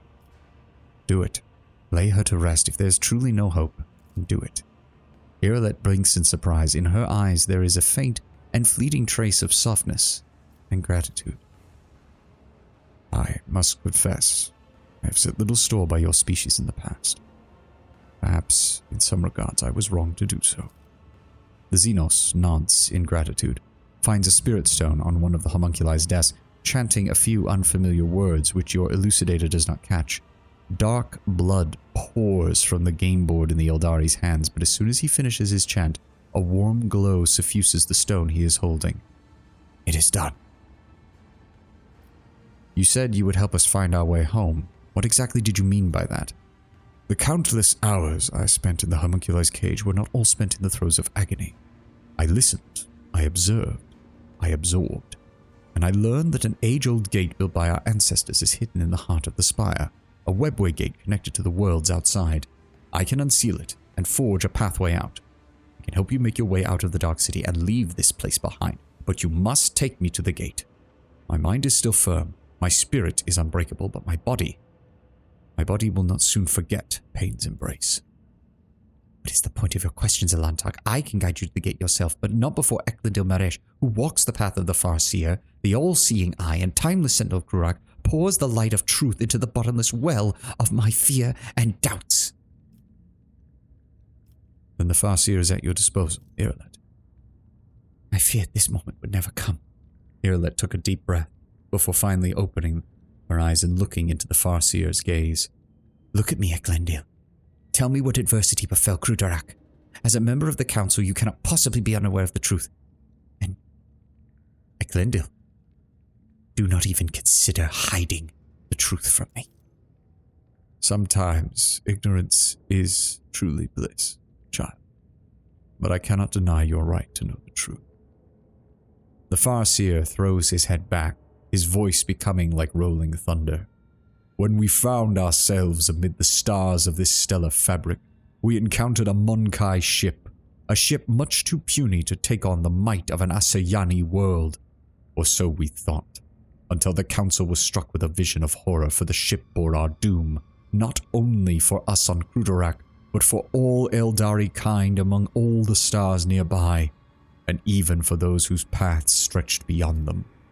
We could not allow it to happen. When the ship approached, we pierced it with 100 salvos and then rejoiced, for among the wreckage the Rangers found no trace of the foreseen curse. Asuri, and how wrong we were. The ships that returned from their reconnaissance to our starports were already carrying it on their wings, whether it was from a scratch of a passing wreck or the infected ashes of the Monkai ship that the cosmic winds had not had time to disperse. The plague crept into our home and immediately began to eat away at our craftworld's very flesh. Fucking hell, the tech leprosy. The shit that Theodora was looking into on her records, and the ship that Abelard mentioned she had lost before we came aboard. The son of a bitch. The fucking bitch. Jesus Christ, Theodora. She sent out a sacrificial, what would it be? A fire ship. That would be what it was called, a suicide vessel. A fire ship loaded with tech leprosy from the tech priest of Kiavagama that she ordered to have investigate on it, so that it would infect the Wraithbone of Crudorak. My god, she invented a weapon that is basically a biological warhead to kill an Eldari craft world. Firstly, where the hell did Theodora get such a thing? And secondly, how the fuck did she manage to contain it properly and use it in such a manner? In the Infinity Circuit, the souls of the ancestors battled the pestilence ferociously, but the world itself began to fall apart, and there was no stopping it. The spires collapsed, the rivers dried up, the ground itself sank, and all living things turned into a strange blend of organic matter and metal. Yep, it's the tech leprosy, that's exactly what it is. We fought for our home till the end, but when it became clear that Crudorak was beyond saving, the Council gathered all who remained, boarded them on the surviving shuttles, and scattered them across the area to look for salvation. And that was what we did. Who was steering the infected vessel towards Crudorak? I am afraid you already know the answer, Elentark. You just cannot accept it. Your predecessor, she who previously owned this vessel and your entire protectorate, the monkey who kept a piece of my homeworld in her study, like a trifle or trophy of no great significance. So it was your accursed kind. Eklendil's eyes light with golden radiance. Wait, Eklendil. Shedding innocent blood will not bring Crudorak back. Dear God, and Eldari actually arguing that collateral damage is not how you go about preventing the future from getting worse. Who would have thought? Thank you, Irillet. The Elantak is guilty only of helping me to reach this place and to free you. The blood of the executioner of our people flows through the veins of the one you long to save. What has the Monkai done to deserve such mercy? The golden sparks begin to slowly die away, and the Farseer wearily closes his eyes. You said a disease broke out aboard the ship. You want to know how your kinspeople destroyed my world so you can follow their example? Just answer it, Eklendil. Not for the Monkai's amusement, for the sake of those whose souls were dissolved in infinity. At first we thought the Monkai were in the service of the great enemy, the one who lurks beyond the edge of reality, but the world's affliction manifested itself differently. It distorted Crudorak while avoiding encounters with the souls of our ancestors. We were waiting for Cylon Thresh, the destroyer of souls, to burst her way through the gaping wounds of the world, yet her gaze was directed away from our suffering. No one ever managed to identify the nature of the curse, even as we watched it destroy our home, and so having lost all hope of saving it, we fled. Now that is interesting. But it does feed into what we know about Theodora. She isn't heretical in the sense of serving chaos, but she is heretical in the sense of, I look out for my own interests, even to the exclusion of others. And quite frankly, she was obviously very willing to commit essentially genocide in order to prove that the tech leprosy worked, is the only thing I can think of. I'm not sure why she would have done this. In fact, removing a craft world, especially given that the Coronis Expanse is not that big of an area, removing a craft world is probably among the worst thing you can do, because for all their problems, the Eldari are enemies of chaos and would have done everything they could to support Imperial efforts in the region that were against chaos. So it begs the question, who would give the order? We're assuming that Theodora had a choice in giving the order. Now, I'm not saying it wouldn't have been in her interest to kill the Eldar, but we do know that there's an Ordo Xenos Inquisitor in the area who seems to have his own games to play. That is a far more interesting predicament. Okay, the plot thickens. I don't think Theodora's innocent by any stretch of the imagination, but the fact that we know that there's a fairly radical Ordo Xenos Inquisitor in the area does lend some credence to things that might be a bit different. If your kin fled Krudarok, then how did... Nope, no. We already did that one. I clicked on it by accident. Your kin fled Krudarok, how did you end up here? Our twisted cousins found our arcs within the Void's cold embrace. At first, it seemed they were going to save us, to extend a rare helping hand. So we took them, and what had happened to Krudarok, and where to look for it. But our cousins' souls are so dark, their thirst for blood so powerful. My arc was one of the first they seized. The Drukhari massacred hundreds of thousands of their own kind for fleeting pleasure's sake, and enslaved the Farseers for their accursed experiment. And that, Monkai, was how I ended up hanging in this cage. So, Krudarok is completely destroyed. But the craft worlds are the size of moons. It's hard to believe that even something such as that could truly destroy it. The Arabenian took care of what remained, but that is none of your concern, Monkai. Irlet is silent for a while, then speaks coldly. But, Eklendil, you never answered. How did Krudarok end up in the Expanse? This close to so many Monkai ships and to the Dark One's hunting grounds. This was the path chosen by the Council, child. We had charted Krudarok's course among the stars for a century. No one had an inkling of the terrible fate that would await us in a place that promised us salvation. No one knew. The Farseer looks away for but a mere second, but an itching sensation burrows its way into the base of your skull. No. Something is wrong here. The paths I have walked have taught me a great deal. To see the truth where it is concealed and not to hesitate to cut the head of a lying snake that tries to coil round my heart. Irlet stares unblinkingly at her fellow Eldari, fury growing and gleaming in her eyes. If the entire Farseer Council failed to foresee their world's doom, then everything that the children of Asuryan have been taught about the paths for centuries is a lie. You are hiding something, Eklendil. Speak. Speak now. How dare you take that tone with me, outcast? I am not obliged to justify myself before you, let alone to protest my innocence.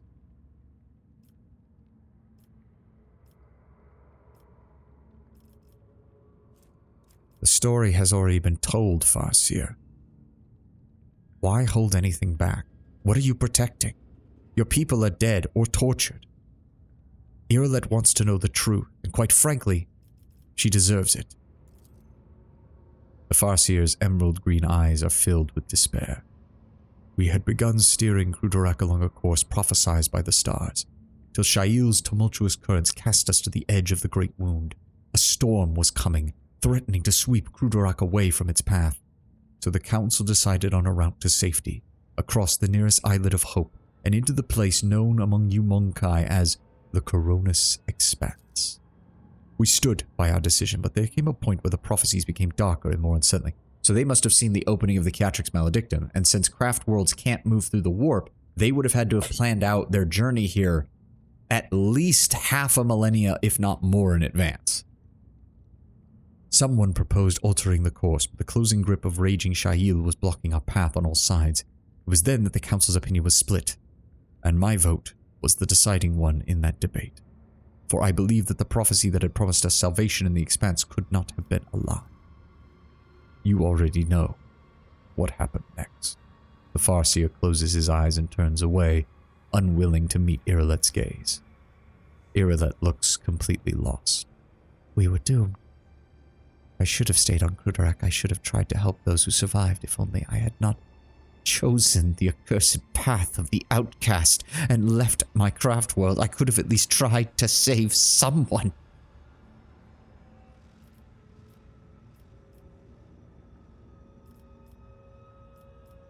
Irileth, was it not the Farseers who made the decision? The Farseers who voted on them? The Farseers who planned out such things centuries in advance? What difference would it have made if you had been on Crudorak? Irileth's mouth twists in displeasure. The Farseers. It was not beyond their power. They led Crudorak to prosperity for millennia, only to become blind to what was going on around them. Had they not followed the prophecy as the old customs required, had they changed course, then Crudorak might still be whole. There is nothing that can be done to change the past. But you can change your people's future. Irileth stays silent for a long time, peering into the face of the Farseer kneeling across from her. Calm and collected, he looks between the two of you, prepared to meet his fate. Finally, Irileth replies, "We are both guilty. We both deserve a fate more terrible than death. But it is far too early to leave this world before we have atoned for our mistakes. You will come with me, Eklendil. We have much to do before the great oblivion seizes either of us. We shall find our brothers and sisters. We shall protect them from those who seek to harm them. We will find a new home." Your words are as a healing melody flowing into my soul. For the first time since you have opened his cage, the slightest ghost of a smile graces the Farseer's lips. I accept your proposal, my child. Sweet. If we can actually work out an alliance with their head Farseer, we might actually be able to get them to work with us on Janus. And that would actually be very good for everyone involved. Okay, I wish we had done all of this first so I didn't have to double back across this entire map. Alright, just have them go up here. There shouldn't be anything in between us and there. Oh, wait. Really given a thought to the price our dark kin pay to save their souls from the clutches she with thirst, but now I see the price their victims pay, the price my kin have paid. Yep.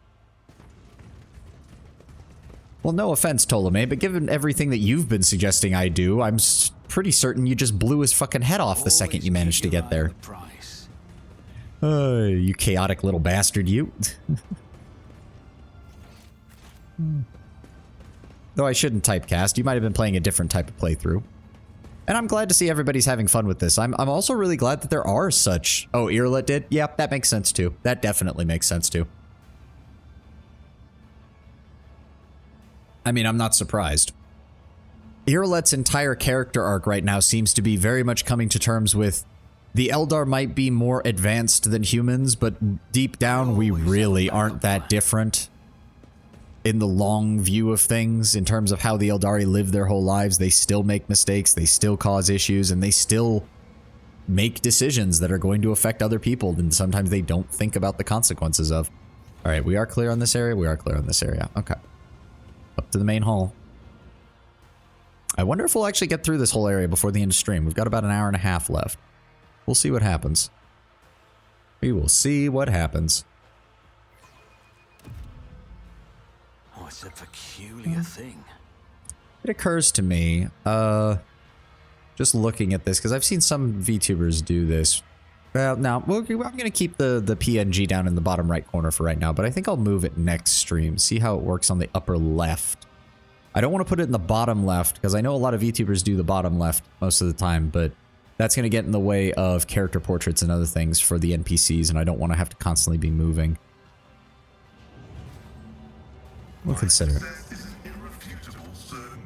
What have we got over here? Tormented captives? Okay, great. And even more tormented captives. Oh, joy. Rise to the top. Yep, up. Hold on. Marzite, move here. Everybody else, back up. There we go. Okay. Pascal, if you'd be so kind, go ahead and... Oh, dear. Okay, we're gonna leave that alone, because oh god, it would be aggravating as shit trying to deal with that. Why don't we try the other direction? Oh, great. We're gonna have to fight that thing, aren't we? The one that we helped get better. Alright. I guide humanity between the stars. Actually, can I hit them with the... it's really tight on the distance, unfortunately. Oh god, another one? You interrupted my thoughts. I need to find the answers. Let me see here. Double-edged shooter, traumatic captive. So melee. Okay, so if you'd be so kind, Irlet, go ahead and killing edge This that tedium is guy. beneath. Oh, no, that didn't count as an attack. That's unfortunate. That's unfortunate. 18. Oh dear, this just activated both sets, didn't it? Oh, fuck. Okay. Shit. Pascal here, Irlet. Shit. Here. Cassia's already set up a position. Marzai, I want you back here because they're going to be coming from the other direction. Ulfar, set up a blocking position here. And I'll set up over here. No. Shit. Fuck. Set Irlet up here. Set me up over here. There we go. Alright, the usual, please. If you would, Cassia, go ahead and give me a point of... Son of a... I need to move her up then. Even just temporarily. Military tactics. Point of curiosity. Oh god, yes, this could be beautiful. This could be fucking beautiful. Oh my god, this might just be the funniest fucking shit I'm about to do. Give him a buff. If I may. Give him another buff. Move back behind cover? Yes, move back behind cover. Then go ahead and give him the turn. I need you to set the Hecatrix on fire. Yes, the Hecatrix. She's the strongest one over there. Glorious. Then we're going to run and gun. And then we're going to Firestorm, and it's going to hit all of them. I'll see to it personally. Goodbye. Executed. Well, that was 7 kills in a single turn. Oh, that's glorious. And those guys will both die from the fire damage before too long. Now, as for this, we're going to very quickly... Would that be a good idea? I actually think that would be a good idea. We're going to run over here. Then I want you to Zone of Fear these guys in the front. Force them back. I want them to get as bunched up as possible when they all have to take their turns. And lastly, we're going to... That is the Thrall Master. We're going to immobilize him. Potentially kill him. Good, he's dead, so he can't give any buffs to their captives. Very nice. Hecatrix, Combat Mind, yep. I mean, you're going to die from the fire one way or the other, or Ulfar is going to quite literally crack your head open. Which, tormented captive, Hecatrix, there's the big one. Okay. We got 125 lethality, right? Okay. So, I don't know if that counts as an opening for her, though. What if I move over? See, I don't like that. What I think they need to change for the assassins is show the openings, but if they should have color-coded them so that if you're on the side that an attack would trigger the opening itself changes color. Like, I don't know, have it be yellow for not being there and red for, oh yes, if you fire now, then it's going to be a guaranteed opening shot. Because I can't tell if that side is going to work for this. I also can't even tell why there's a third one here unless it's supposed to be... No, it's that guy's one is facing this way and this guy's one is facing this way. Okay, so that one's definitely not right then. So what we need is aim for the opening on her. Good. Then we're going to perfect spot. Precise attack. If I must. What else have we got? Then we're going to expose weakness. There we go. And then we're going to killing edge. See what we can do with this. Good. 50% of his health. Then we're going to hemorrhage to inflict the damage over time. Pop, pop. Good.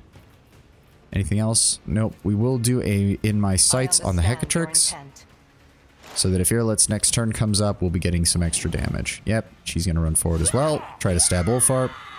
Ulfar doesn't care. Yep, these guys are all running forward. She's running forward. Marzai.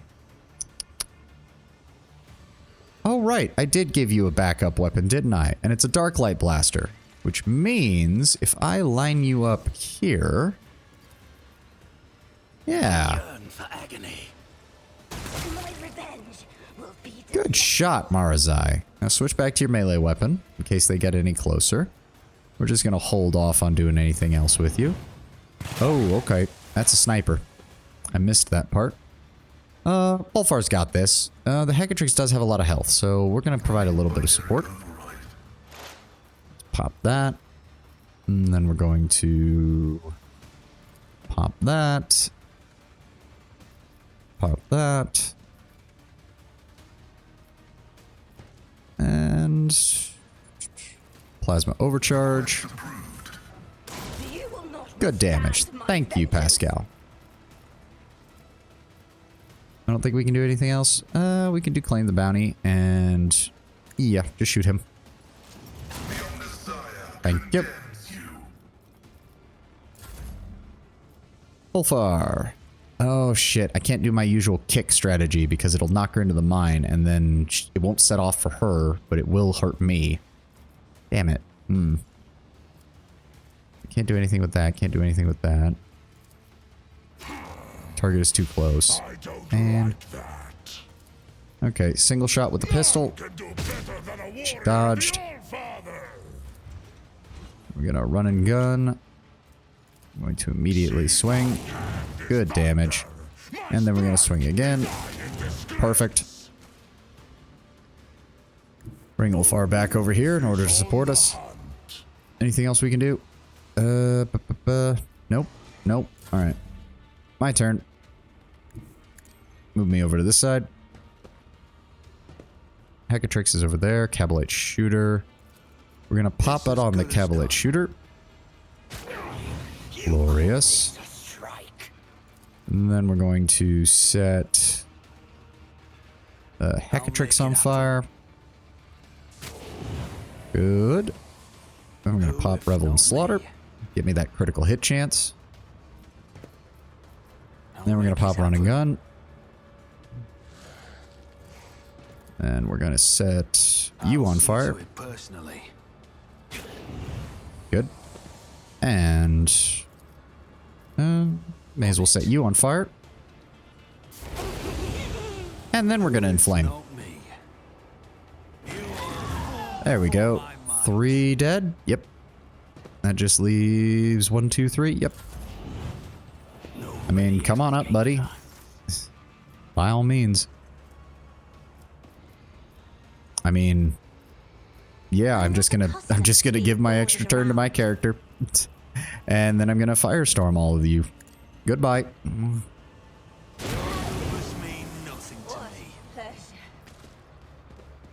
Here we go. Very nice, very nice. Pascal, if you would be a deer or Irileth, either way, whoever wants to do it. You guys have equal skill points, so. Trivial task. Heavy great swords, reinforced Cabalite armor, Hecatari blades. Very nice. God, all of this Xenos equipment is going to be so useful. So useful later. What did you find, Marazai? It doesn't want to tell me. Of course it doesn't. I have learned much in my exile. Cabalite armor, witch armor. Yep, all the usuals. Oh, we're gonna have to face the fucking homunculi after this, aren't we?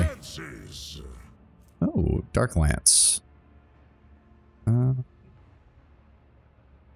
that actually just straight up better? Blaster versus Dark... Oh, but Dark Lance is a heavy weapon. Doi. So the blaster's still better in that guard. Yep. All the Xeno artifact gear is so good. Go ahead and clear that out for me, please. Too hard for a simple monkey. Hunt, brothers. Take heed. There we go. There we go. My success was inevitable. Pop that open. There are faintly visible field lines on the smooth surface. Probably some sort of power system. Alright, nothing on this side. Let's go run over to the other side and grab all the rest of the loot. What is this saying? Trivial task. In front of you is part of a Xenos device that controls the traps in this deadly place. Okay. Oop. What is that? The bizarre steel emits a subtle humming sound. As you listen, you feel your head is about to tear apart in unbearable agony, as if the sound is resonating with something in your mind. More of that. Very nice. It's the usual. Ooh, don't set that off. Thank Russ for my sharp senses. Here, take care of that for me. In my exile. And that one, please. My success Rise was to the inevitable. top, or get left in the dust. Another one? God damn. Oh, too hard for a simple monkey. Well, if that's the... Yeah, Tervantius, the homunculus' guard. Okay, here we go again. Time to take some revenge on this asshole. Or maybe? It's hard to tell. Hello? What the hell is he even working on? What is this? Medikit, plastic core. Is there money to be made? Why do I have a feel... Fighting this guy right here would be a bad decision, given that there is no cover. He has 1, 2, 3, 4 guards, all of whom appear to be armed with some kind of heavy splinter weapon. And this thing. And how much you want to bet this thing is so much stronger than it was in the arena, where it did nothing to actually help me. Much to my aggravation every single time. Alright, here we go. I'm gonna need some more water with this. The homunculus looks up from the control panel, gazing at you with disdain from the other side of the impenetrable force screen. You survived, specimen. What a woeful lack of ability to follow orders. You were supposed to die, be it in the arena or the chasm. However, the servants of oh god, I can barely pronounce this when I can move my lips properly. Azaresh will soon remedy your blunder. Well, hello, Tervantius. I've not missed you either. Specimen, you might have noticed. The homunculus's limbs simultaneously gesture at the massive construct supporting the force field around him. This version of the Stifler blocks both the energy that bleeds in from beyond the veil and any physical attempts to intrude inside its range. Your attempt at conversing is pointless. Simply continue on the way to your demise and do not disturb me. Ulfar's voice turns quiet and insinuating, and a smile plays upon his lips. Yes, you are safe for now. But as soon as you step out from beyond this field, who knows in what shadowy corner we will catch you. Any step outside could mean your death. Then again, perhaps you will not come out. You might sit there for a day or two, a month, a year, forever, sitting and trembling. A frail, inhuman Xenos, trapped in a prison of his own toys and fear. Which of us is in a cage now? Tervantius's face stiffens into a mask of contempt, but his working limbs begin to twitch nervously, and his chest heaves with a mechanical creak as if he was suddenly running out of air. How strange. Next to this construct, my soul is both naked and swaddled at the same time. The colors around me melt away, and so do my powers. Let's try to examine it. The Stifler is enormous and resembles devices that you've seen before. There's no doubt that its purpose is to suppress any and all forms of warp manifestations. However, you notice a few details that are out of step with the construct's otherwise typical Drukhari design. Several of its parts were made from a material foreign to Kamara and fused within its frame by unknown force. Bet you it's Blackstone. I bet you it's Blackstone. I bet you anything that it's bloody Necrodermis Blackstone. Oh, I really need the Iconoclast points. Shit. Fuck. Really? It's Iconoclast to leave this thing? Well, I guess it's more the Stifler than it is Tervantius. Like, the Stifler is kind of important. Without it, entire portions of Kamarat might be open to the warp, and as much as the Drukhari are horrible, being sucked into the warp is quite literally about the only fate that they don't deserve, given what happens to them if Slaanesh gets a hold of their souls. Son of a bitch.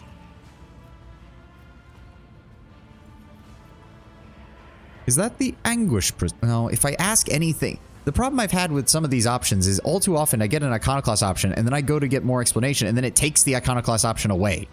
I don't like that. Until our next meeting, Tervantius, which will be your last. A smile plays across the Xenos face. Farewell, Monkai. That was worth 20? That was worth 20? I forgive Irolet and get like 4, but I fucking leave him alone and I get 20? Alright. That's a weird moment of the writing. I have to give it that one. That's a weird moment of the writing.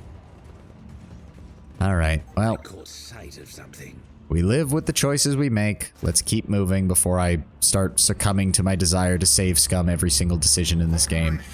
Successful. Always keep your eye on the I can prize. cut your eyelids. The Edgewater keeps an inhuman to fight for him. He should keep you on a leash, Xenos scum, so you do not forget your place. I am not a prisoner doomed to fight for my captor. Unlike you, you bloodthirsty half-beast.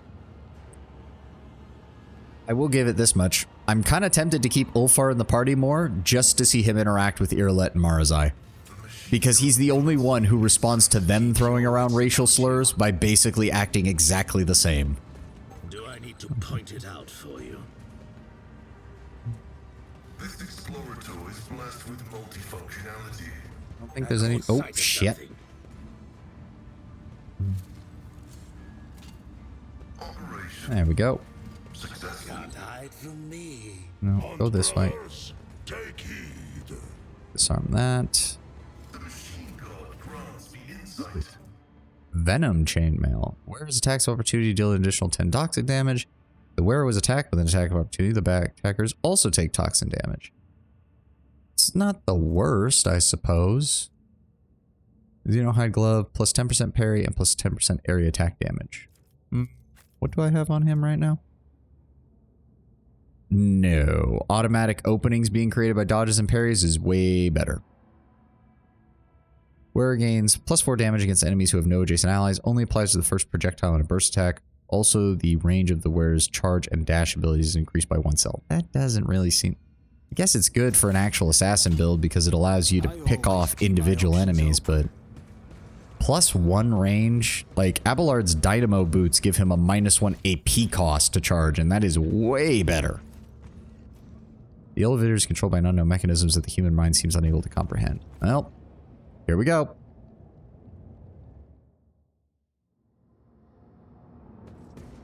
Oh dear. Game, please, please. Thank you. Oh dear God, I would have been very upset if he had just been stuck down there somehow.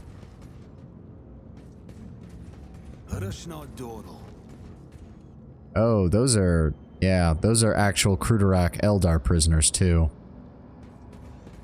Yeah. And that, yeah, that's also when you realize the scale of what the Drukhari did, because if they actually managed to escape if Kruderak managed to evacuate most of its people, that's literally millions of Eldar who went onto those shuttles. And a lot of them got picked up by the fucking Cabals. Oh, let me stretch real fast. Oh, there we go. Marazai spends several minutes rifling through the items on the table until he suddenly stops, having noticed something. With a satisfied growl, he draws a long, pliable, spiked whip from the pile. You hear a click, and an icy blue glow ripples out across the whip's smooth surface with a slight crackling sound. I did not find my Shadowfield generator, and my toxin kit is long gone, but at least I have found my favorite toy. Drukhari shows you his find. Do you know what this is, Savani Difference? Humanity has used similar tools for livestock and peasants. I I doubt your kind is capable of such a sophisticated creation. Most likely a mere crude copy.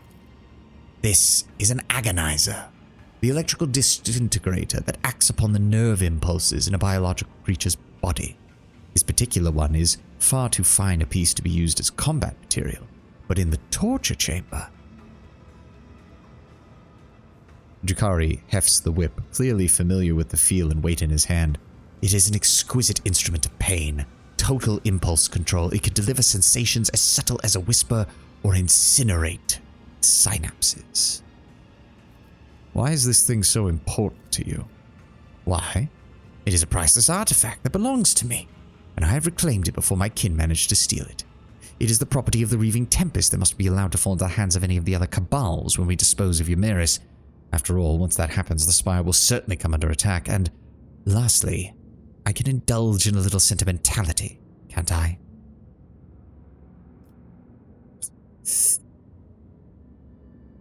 Fucking with him has been funny. We'll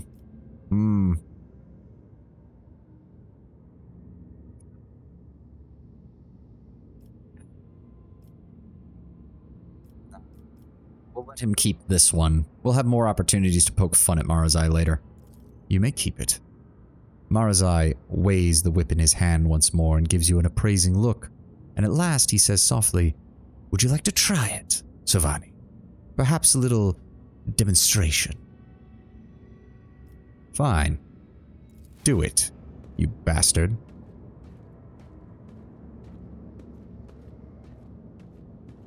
Yeah, no, like, I can hate Marazai for his place in the universe, but Marazai as a character is brilliantly well written. He is exactly what a Drukhari companion should be. Exactly.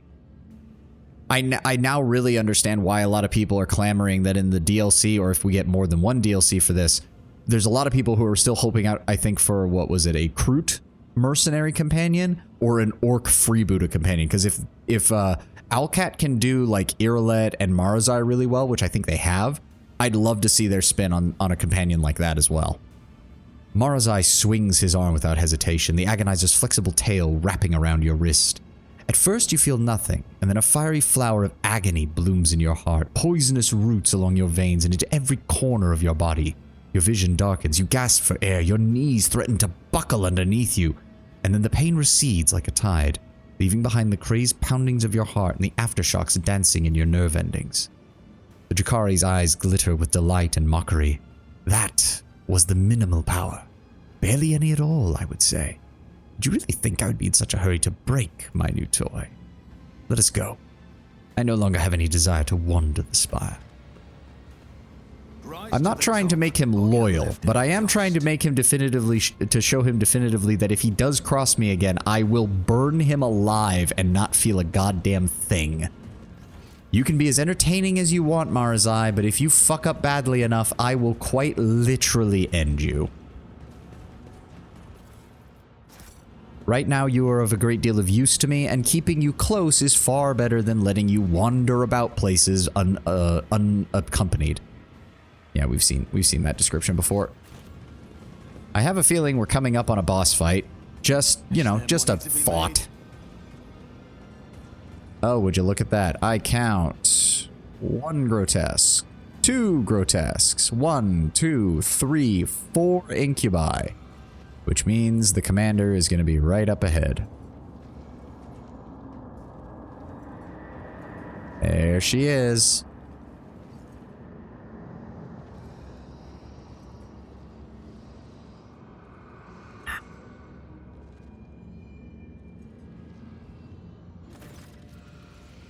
Oh, they actually gave her art. Interesting. There's no way in hell I'm going to be able to do a good voice for her, but... Ymyrus gazes at you. The two of you lock eyes for the first time, and an icy darkness churns in her stare. Worm. Insect.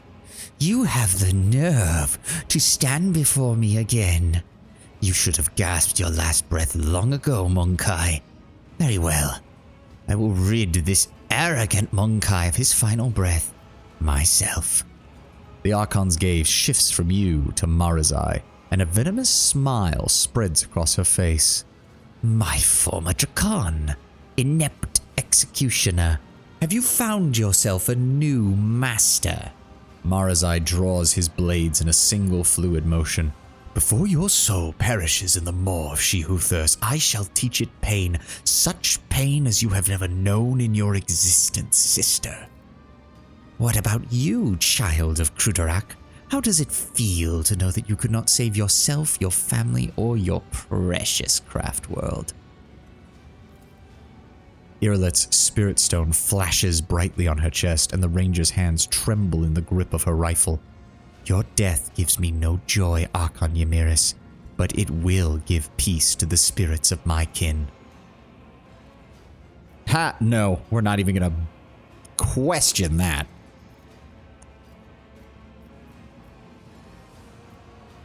What did you even need?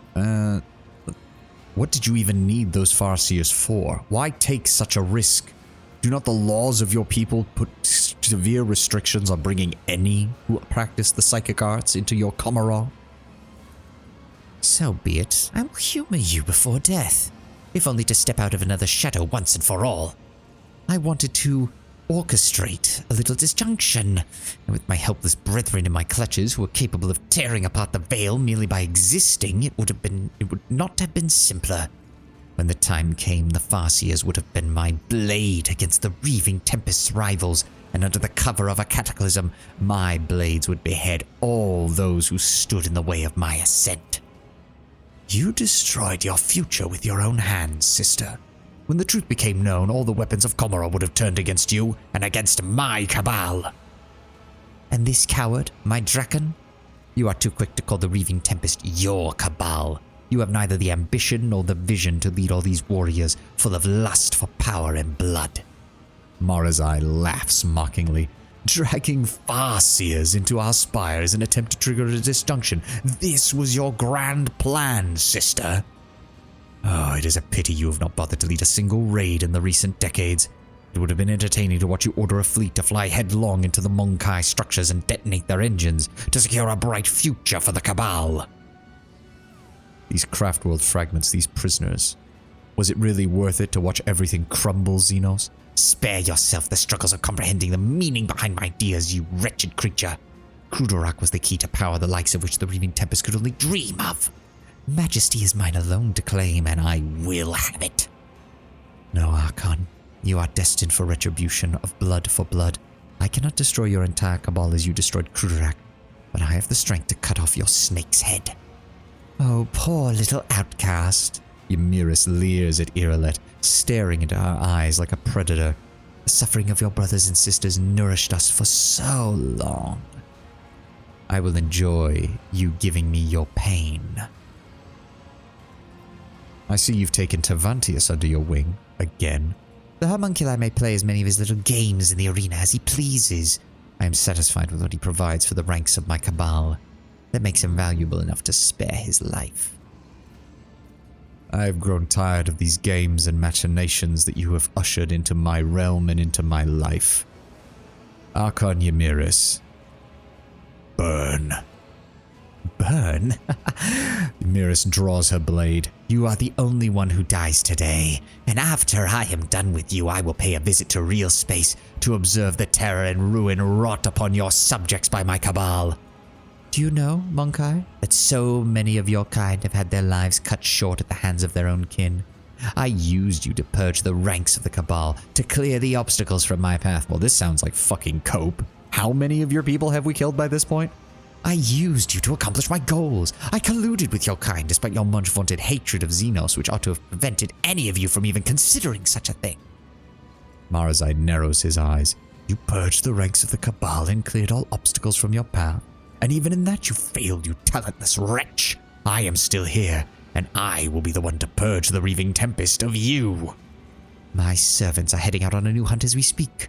Who will become their prey? Which lights shall we wink out in the void? How many Monkai will perish in darkness? Ymiris lets out a sharp, mocking laugh. You will never know. You know what? I'm gonna let Marazai take this one. I usually get the intro. Abelard and Pascal usually do a great job of introducing me, but Marazai, You have the floor, my friend. Now you only speak with the permission of your pet Monkai, Ymirisk laughs mockingly. my insignificant little brother. You never should have crawled out of our mother's womb. Your existence is a disgrace to our blood. Mara's eyes lips stretch into a wide, saccharine smile. My dear poor sister, you still cannot stand the fact that I was born. But how can I be surprised? It is hard to think of more glaring proof that our mother considered her first attempt to continue the line a failure. Ymira stiffens and a moment later bares her teeth in a furious hiss. Archon of the Reaving Tempest, she raises a hand and signals to her underlings. Oh, 2 more of them. Well, that's not good. She has 1,000 fucking health. She has a toughness of 130. Holy fuck. This creature restores 3 wounds every time another creature suffers damage that does not kill it. Oh, fuck. Goes against Thanatobia effect for 2 rounds. All incubi gain an additional turn? Oh, fuck me. Okay, this is going to be a tough one. Especially because her entire force is melee. She's melee. Her fucking guards are melee. The grotesques are melee. Jesus.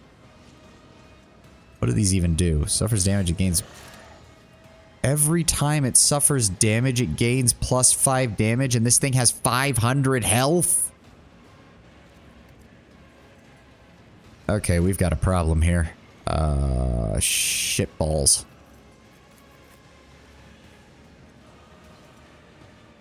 Yeah, that was the feeling I was getting, and I've already got a feeling that Ulfar is gonna fucking die. Marazai is gonna last like 1 round against these guys. Holy shit. Okay, fuck me then. Let's start with the usual. Point of curiosity. Is this a job for the Sir? Yep, there we go. Draw them all closer to her. And then we're going to buff. If I may. And buff.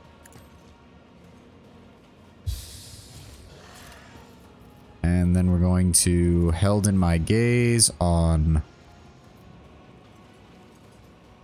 Yes, we have... Well, actually... That does not do nearly enough damage to justify it. They must pass a plus 30 bonus willpower resistance or become stunned for 1 turn. I would rather do this. We're going to immobilize... You. I am a navigator, not a servitor. Good. You failed that. And then we're also going to Held in My Gaze. You. Me. If you insist, Lord Captain. Good. Now we're going to give Isn't this a additional job turn. for the serfs? Thank God that put burning on them. We're just going to Firestorm. Or do we want to... Hold on. Okay, no. We want to Inflame first? Everybody immediately... So, no. We want to Firestorm first, then Inflame. It's as good as done. Glorious. I'll make it happen. You never stood a chance. Okay, at least 1 Incubus is down. Thank God.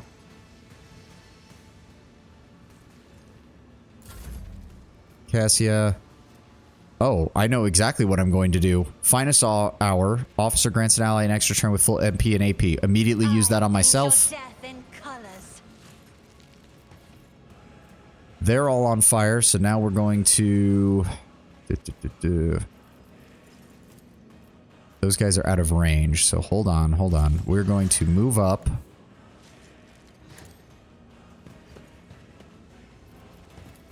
Fire on him. Fire on him. I'll see to it personally. Then we are going to...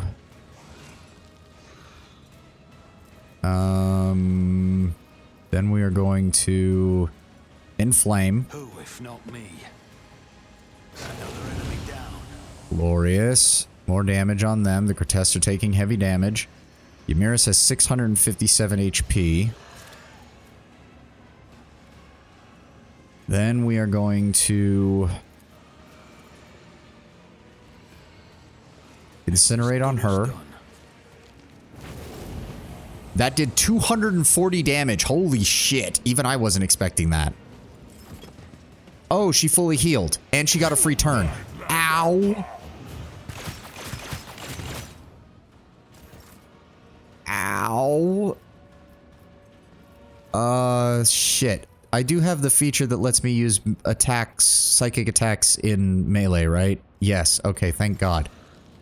Holy fuck. Fuck me. If I try to move out of there, she is so going to hit me. I'll make it happen. Psychic attack. Okay, 174 damage. Well, fuck you, bitch. We're gonna inflame. They're dead. They're almost dead. We're gonna pop Revel and Slaughter for the increased critical hit chance. And then we're gonna inflame her again for 181. Then we're going to... No, Firestorm would be a bad idea. Let's not do that. Fuck. Then we're going to incinerate on her again. Then we're going to incinerate, which deals double the damage of Ignite Psychic Power and half the fire damage of burning creatures within line of sight of the target, which should be those two off to the side. She is down to 27 health, and then we incinerate one more time. Fuck you, you fucking whore. That is a completely appropriate word to use in her case. I am a master of the psychic fucking arts. That one goes next, so we're gonna go ahead and kill him. Another enemy down. Holy mother of God. Do I have anything left that I can do?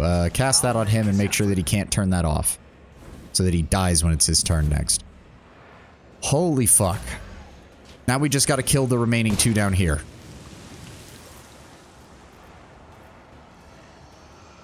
Which they have 380 apiece.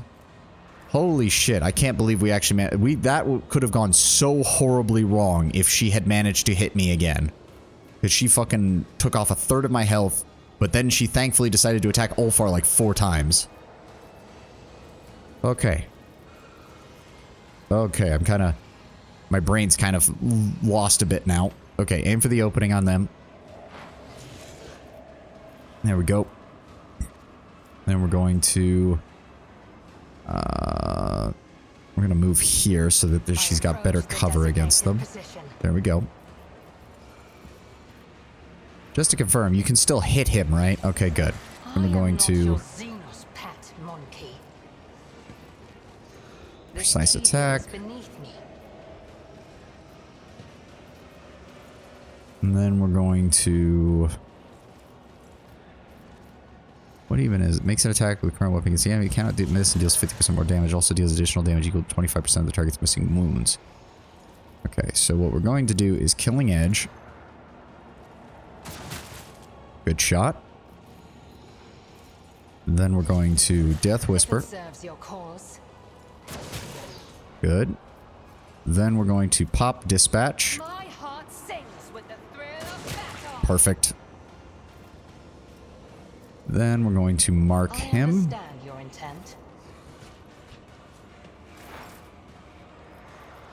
Pascal, if you'd be so kind as to finish this guy off before he runs straight at us. How did he get back up to 166 health? He was at like below 100. Whatever. Mark him as prey.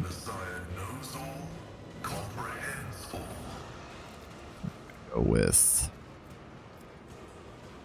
How many stacks does he have on him right now? 9. Okay. We're gonna pop Call the Bold. Piercing shot. And then we're gonna fire this. There we go. Good damage.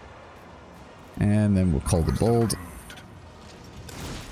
claim the bounty, rather. That's all he can do. Yep, he's gonna fire. Luckily, she's got heavy cover.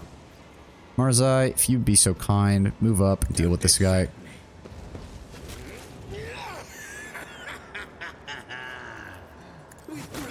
There we go. Whew, okay. If I set up here, can I see him? I can, but... Okay, we can run all the way down here.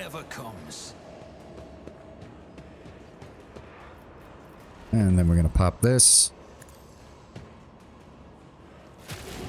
Glorious. Why can I not use that? This ability cannot be used again this turn. Okay. I mean, I haven't used it this turn, which is kind of weird, but... There we go. And then we're going to coordinate flames. Yeah, I got real lucky that she didn't just immediately attack Sovani 5 times in a row as soon as she got in range. Thank God for Ulfar being a giant beef brick shithouse. And also proving once again why the Drukhari shouldn't be bringing fucking Psykers into their realm. It's one of the things that they do the worst against. Go ahead and pop that. Go ahead and pop that. Wow, 5 misses on an 80% chance to hit. Thanks, Ulfar.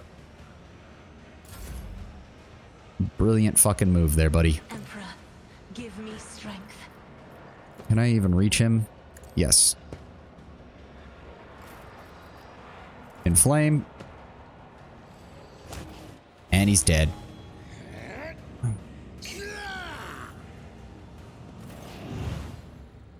God, Inflame is so good. I mean, it's high risk because if I ever run into anybody else using fire damage, it is a double-edged sword in the extreme against me. But god damn, does it increase how much damage I can do to everyone on the field. Oh, that was beautiful. That was beautiful. Oh, the smell of a freshly charred Drukhari corpse. Marazai turns to you. He is holding a crystal coruscating with otherworldly fire. Sovani de Firenze, please look at this. Your enemy's soul is in the palm of your hand, under your complete control and at the mercy of your desires. Is this not the greatest revenge for past wrongs? I mean, I basically have you on a leash, Marazai, so technically, yes, this is, because you fucked up just as badly as she did. Touch the crystal. Just bringing your hand near the crystal is enough for you to feel the wave of psychic energy emanating from it. When your fingers brush the icy surface, the maelstrom of another being's emotions burst into your mind. Hatred, bloodlust, terror, despair. And suddenly, in a whirlpool of agony, you discern new shades of feeling, hints of triumph, thrill of mastery over a defeated foe. Marazai's eyes, which have been watching your face closely, widen, and his lips curve into an exultant smile. Does this thing offer any practical benefit? It does. Yumiris' suffering will give me strength upon the battlefield. Perhaps one day I will replace her soul with the essence of another, more worthy opponent. But such a thing will not come to pass anytime soon. Ooh. If we encounter that space marine that tried to fuck over my brain on Kiava Gamma, can we stuff his soul into that? Because that would be deliciously ironic for a word bearer to end up stuck inside a soul crystal. That would be deliciously ironic. If that was a heretical option, I would actually take that option. That would be hilarious. Word bearers deserve it.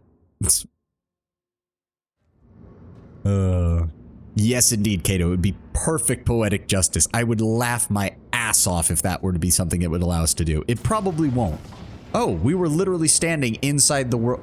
Oh, I didn't even notice that that was the Wraith Gate, was it? Oh. Fuck. I completely forgot about these guys. The Mandrake's words are barely comprehensible. The creature is clearly not accustomed to using the tongue of its fellow Drukhari. The Draken didn't offer sacrifice for our deeds. The Draken must become sacrifice. Marazai places a hand upon his weapon. His voice sounds calm, but his gaze is tense as he peers at the dark creatures before him. You should not have crawled out of the abyss that your wretched kind call home, Mandrake. Consider our pact broken. Nazrakai did not hold up his end of the bargain, so I had to finish the job myself. Result matters not. Sacrifice will be made. The mandrake's head turns towards you. Make sacrifice, Monkey. The tribe never relents. The tribe will find you. With a pure heart, I will raise my horn in praise to the All-Father on the day that this short-tongued Xeno dies. The foul Xeno may be a meager trophy, but he is still our trophy.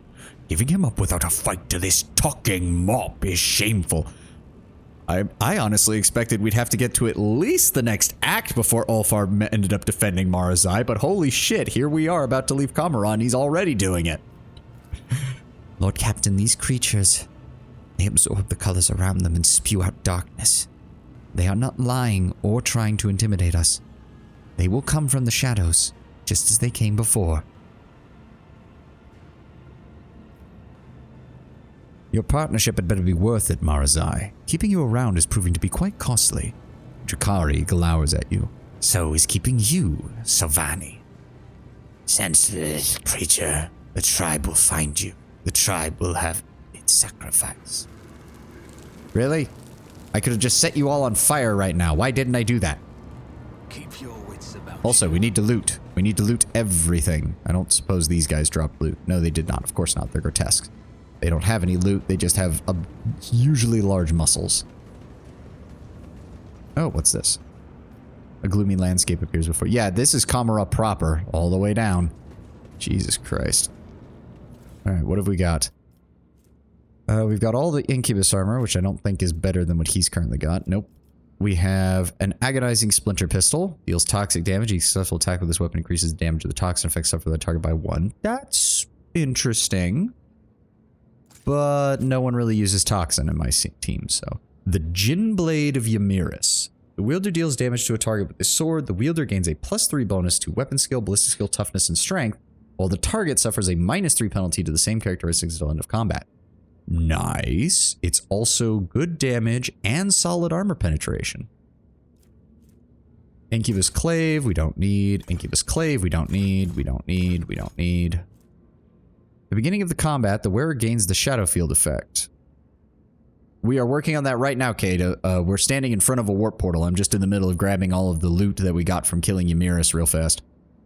While under this effect, the wearer counts as being in full cover against all ranged attacks, but the effect is lost when the wearer is hit by a ranged or toxin effect inflicted by the wearer deals damage to an enemy. That enemy suffers a -5% armor penalty against only the wearer's attacks, and the wearer gains a +5 critical hit chance against them. Stacks. Funnily enough, that's probably going to be Drakari only, but that would have been hilarious on Heinrichs given that he inflicts toxin on every single one of his melee attacks as well. Grants the wearer a +N% bonus dodge to the wearer and their allies. Well, shit. Yeah, that's better than that. That's definitely going on there. Yeah, Marazai is the only one who can wear that. Actually, no. Well, she doesn't really inflict any of those, and hemorrhage is its own separate effect, so it doesn't really work for her. Decrease all incoming damage except direct damage by 1 plus versatility stacks. Monkai Hide Cape.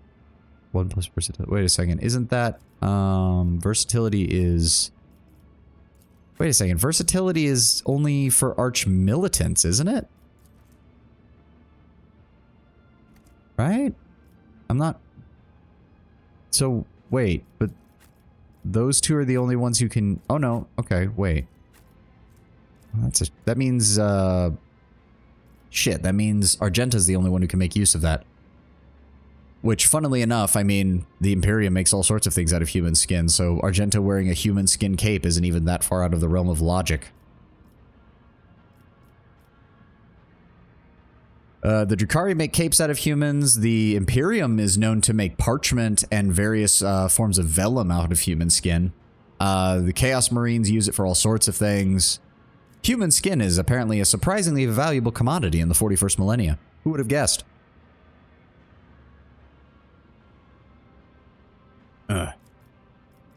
Okay, yeah. We'll grab those. Let me take a look-see. Yeah, that's only really good on Argenta. That's actually amazing on Pascal. He's going to be giving everybody bonus to dodge. And he's the best person to give it to because he got an intelligence of 70. And then Marzai can have his Carmine Crown. That actually looks pretty badass, not gonna lie. Good choice, Marzai.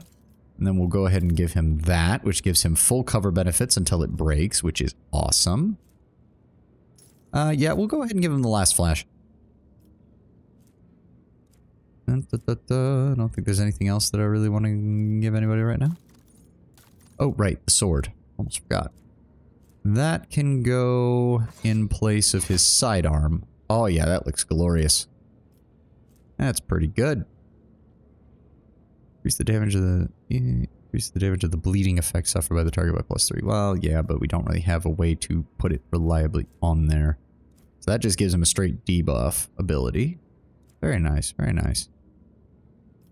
If that's the case, we really don't need the Venom Blades, that's for sure. Add those to cargo. And the Incubi Clay, well, that is a two-handed. That's still an option for him if I really want to. Mono Knife, that can go to cargo. We're going to have to, oh god. I have a feeling that on Sunday, we're probably going to have to do another organization stream because we've picked up so much gear.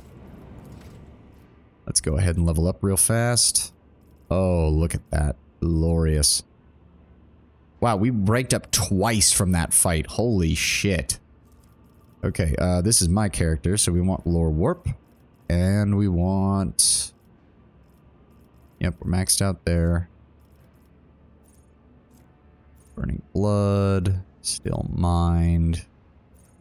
Resolve is increased by willpower bonus divided by 2, while Veil Degradation is 10 or lower. So in the beginning of the fight, that would basically give me a 5 additional resolve, which isn't bad.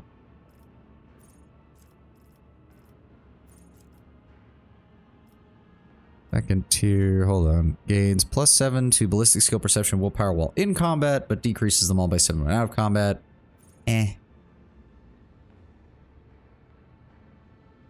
Yeah, but we don't use a ranged weapon, so that doesn't help. That doesn't help. And that doesn't help. Rogue Trader Escape from Tarkov Edition stream. I've never actually played Escape from Tarkov, so unfortunately I'm not quite sure I get the entirety of that joke, most likely.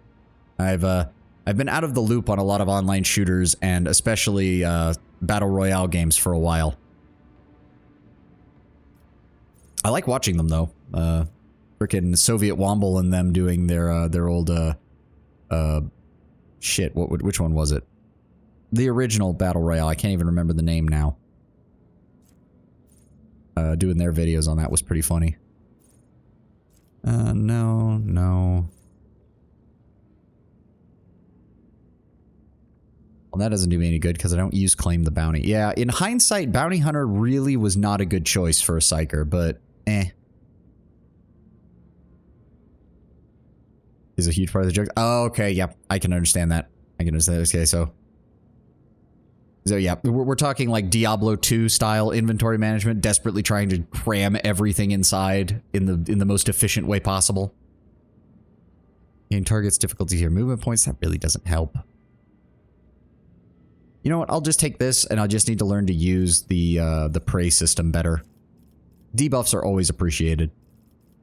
More willpower. And now we get a common talent. He's already got that. Swift movements could be useful. Actually, yeah, swift movements is actually probably going to be useful. Having an additional 2 movement points is always appreciated. Go ahead and grab more tech use. Go ahead and grab... No, those are all...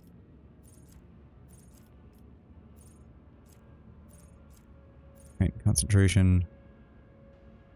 Whenever they score a critical hit, they gain +4 armor penetration. That's actually a good one, because we've got enough people in our party with critical hit chances that should be a good choice. Grab more intelligence.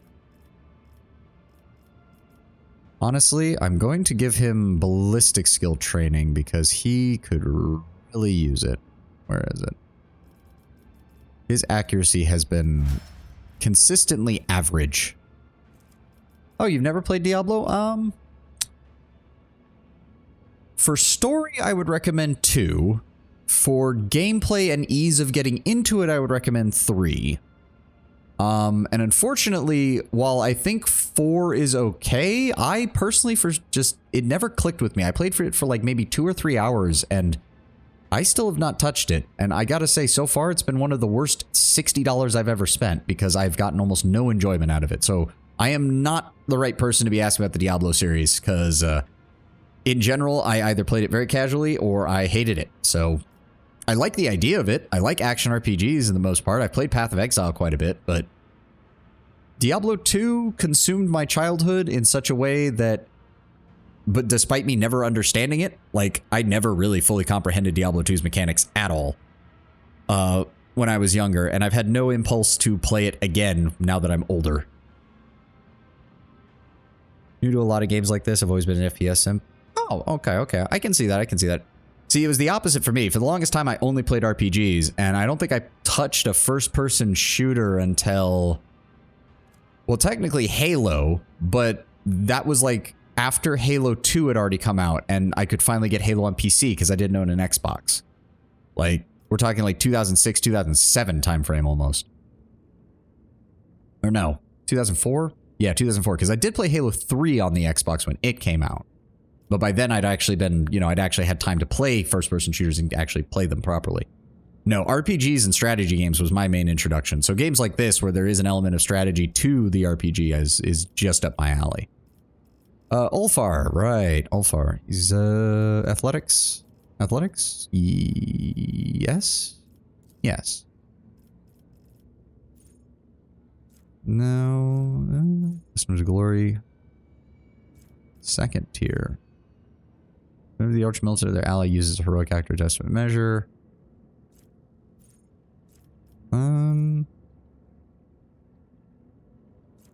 That's good. On the Archmilitary gains +1 action points. Okay.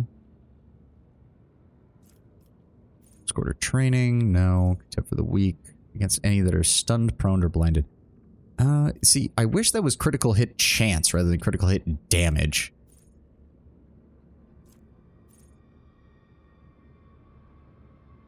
Bonus to critical damage. Bonus to armor. Yeah, he's good at picking up versatility stacks real easy. So we're going to grab Dependable and really just boost his armor even higher. Strength. He's good on strength. Weapon skill. Yeah, we'll boost his weapon skill. Then we have his common. Power weapon expert. Solid projectile expert. He's already picked up weapon skill and ballistic skill.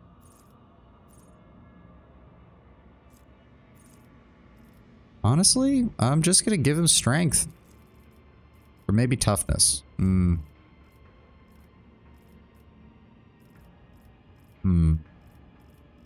think there's anything else. Well, hold on. Means 10 critical hit chance for axes, hammers, and las weapons. There has to be an axe later in the game for him because his character portrait has him with an axe, and he's also a space wolf. It would just make sense.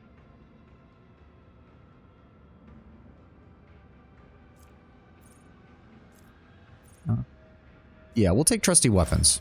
Maybe it's not the most efficient, but I want it. Marzai.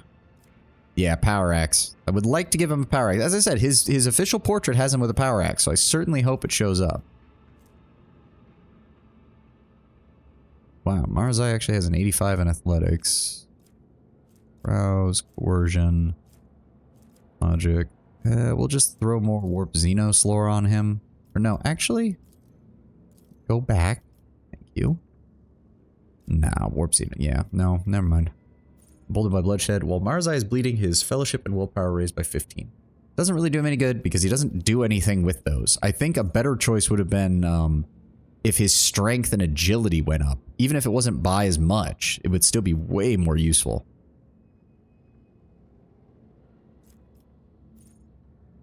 For every 10 damage dealt by the assassin's attack, the attack also deals 1 direct damage. Maybe.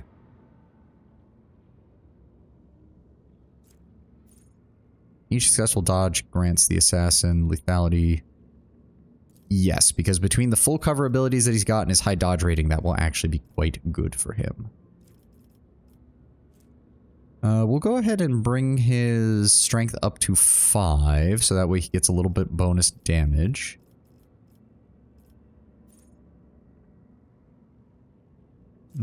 He doesn't really need that. I believe his weapons count as power weapons, I want to say. Wow.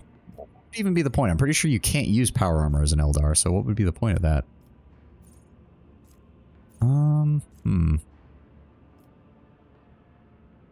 Right now, honestly, he's already got that. Huh. Grenadier, heavy armor, heavy weapon. It will not die. Power weapon's probably the best for him, but I don't remember. No, because I think they're classified as exotic, which doesn't have its own choice here, which is unfortunate.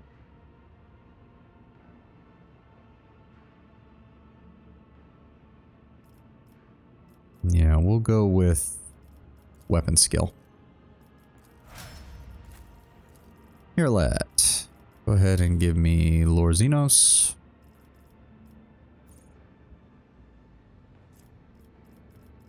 Let me see here.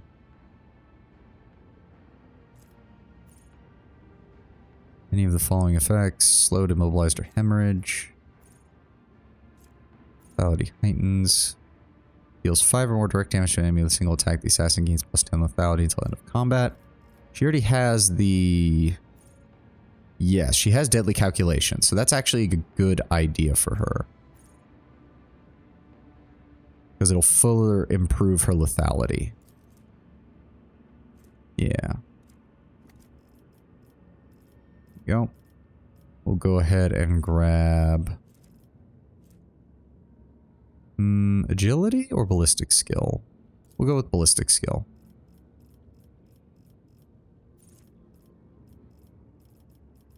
Primary weapon proficiency, dual combat, grenadier, last weapon expert. No, she doesn't really need any of those. We already picked up all of that. Huh. What else can I give her? I guess... We'll just go with agility, make it harder for her to get shot. Oh, I probably should have picked perception instead. Oh well, too late. To be fair, we're at the point where basic stats is not where most of your damage is coming from. It's coming from the interlinking of all of the abilities that you've picked over the course of the game. Awareness is at 115. Coercion is at 110. Commerce is at 130. Lore Imperium is good. Her persuasion is at 145. So yeah. We'll go ahead and improve her lore warp again, in case we run into that event that gives us a shit ton of navigator focus. 1, 2, 3, 4, 5, 6, 7, 8, 9, 10, 11, 12, 13, 14. Wow, she has so many of these already selected. And none of these really help me at all, because I don't use any of her Grand Strategist abilities whatsoever. So you know what? Allies that are targeted by the Navigator's power gain plus 10% armor. You know what? We'll just take it. Why not? Why not? Her perception is solid already. Her willpower is good. We're actually going to throw a point into... Oh, wow. Wait. When did we get that? A natural... Ah, okay, okay. Honestly, 100 isn't bad for her by any stretch of the imagination. We're going to boost her... No, she doesn't need toughness. She bases everything out for that was toughness off willpower, and she bases everything that is the other thing off fellowship. Maybe I should do fellowship? High fellowship can help her find approach to ability to interact. Yeah, why not? We'll go ahead and do that. Open to the warp, puts a -10 penalty on any enemy that she targets. There we go. All right. Always keep your eye on the prize. Into the webway. I can't imagine that it's going to be that easy to get home. Oh my god, is it actually going to spit us out on Janus? Because that would be hilarious. With the physical horrors of Kimura behind them, A long and arduous journey, possible only with the help of a Xenos guide, lay ahead for the rogue trader and his party. From one strange destination to the next, through unknowable environments, the mere sight of which could drive one to madness.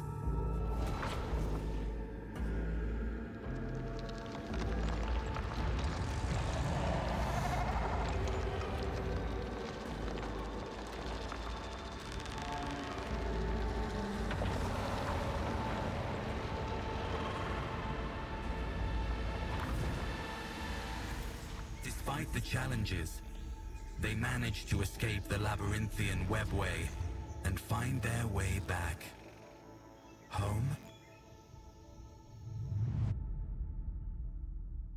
I don't know if it came across in the recording, but the way the sound effects were going back and forth was honestly really disturbing. And it kind of made my skin prickle when that whole thing was happening. Also, on the one hand, kind of disappointed we don't get to actually see what's in the webway. On the other, I kind of like that they kept it very mysterious as like, yeah, even we don't know how we'd portray this in-game, so we're just going to leave it vague and mention how horrible everything is. Moran's silhouette emerges from the dense foliage without disturbing a single blade of grass. He addresses you in an accusatory tone of dissatisfaction. I sense your mind, Mon-Kai. Why are you skulking by the webway gate? Why have you come to the Lilithan in secret? What ill do you intend? Moran's, that be the, would the, that was easy button be tech heresy? Because we need that right now. No, it is not tech heresy, but it is the personal property of the highest of the Magoses on Mars. Only they may be allowed to push that sacred button and be reminded of the most sacred of words. If any of us touched it, they'd probably blow our brains out with a radium bullet or turn us into servitors. Moran's eyes shift from Irlet to Marazai, then from Marazai to Eklundil, and then back to Irlet again. He exclaims indignantly, "By Asurian's grace, what is the meaning of this strange visit?" We apologize for intruding upon your hallowed ground as per our old agreement. It is where our journey from Comora has unfortunately taken me. You come from Comora? Moran says nothing for a moment, then continues, his voice still audibly shocked. Now I see. The gate refused to obey me because it was sealed from within by the Dark Ones, no doubt. The Lilithan was meant to become a slaughterhouse for the Drukhari. Moran's gaze bores into Yerlet for a few moments in tense silence as he considers something in his mind, and at last he speaks in a commanding tone. Your arrival is sudden, outcast Yerlet, but perhaps there is purpose. You will serve your people shortly. How are things currently progressing on Janus? I've been a bit out of the loop lately. The Lilithan has been charitable to your Mon-Kai. She bestows special gifts upon some of your servants, and forges bonds with them. This is the first time I have seen a maiden world do so, and being so tolerant of your kind. It reminds me just how much I still do not understand. Alas, most of your kin do not trouble themselves with contemplating this matter. They fear those gifted by the Lilithan, and despise them, seek to kill them, and this does not surprise me at all. Moran's voice grows pensive. The Lilithan's slumber is relentless. She has guarded a part of herself away from you, and it is what the Mon-Kai call the isolated region. At first, I thought it was the Lilithan's attempt to push you away, so she could heal from the wounds your cold hand had inflicted upon her flesh, but there's something else that is transpiring. A mystery. Your kinsman Eklundil also helped us escape from Comora. Moran exchanges long looks with Eklundil, then says gravely, this is where Eklundil's path and yours diverge, Mon-Kai. He will stay with us when you leave. Eklundil nods. I am elated to once more be among those with whom I shared Kudrok's time of bloom, Moran. Good luck, Eklundil. And thank you, Elantak. An iridescent haze momentarily clouds the world around you. That moment is all it takes for Moran to hide Eklundil behind a veil of Xenos sorcery. We will speak of my kin's fate no longer. All that was meant to be said has been said. We will send instructions to our Mon-Kai allies to provide you with means of transportation. Farewell, Mon-Kai. I am pleased that our meeting did not spill blood into the Lilithan's womb. Well, nice to know that he didn't flip the fuck out. I was kind of worried Moran was going to go absolutely fucking bonkers while we were gone. But he seems genuinely surprised by what the Maiden World is doing the same as we are. So, hopefully that means we're doing okay there. Hey everybody, guess who's back? Oh, fun times, fun times. Who else feels like they need a vacation? The high-ranking officers beam with genuine happiness. Danrock steps forward and solemnly says, "Welcome to the bridge, Lord Captain. Like the rest of the crew, we are overjoyed by your return and thank the Emperor for it." The crew stares in awe and terror at the giant towering over the crowd. Some make the sign of the Aquila upon their chests. Others collapse to their knees with a prayer to the God Emperor upon their lips. This wave of pious shock does not seem to discompose Ulfar in the slightest. He just chuckles into his beard and glances around curiously. Marazai's presence alone, however, is enough to elicit gasps of dismay and whispers from the crowd. The Drakari ignores all the Monkai reactions to his person, surveying the ship's bridge, examining every detail with ostentatiously cool interest. His markedly casual posture is belied by the subtle and unusual tension in his body. Heinrich von Kalox approaches you. He's not looking his best, and it seems he has not slept in quite a while. Yeah, I can imagine, given that your boss basically told you, hey, keep an eye on the rogue trader, and then I go and disappear into the fucking webway for God knows how long. I can't imagine that Heinrich has a single lick of sleep that has been more than 10 minutes in the entire time I've been gone. Well, to be fair, Heinrich is here. He's literally the Lord Inquisitor's sword pointed at our throat anyways. Also, from the sound of it, the Volkov and Rika are the only Space Marines in the region.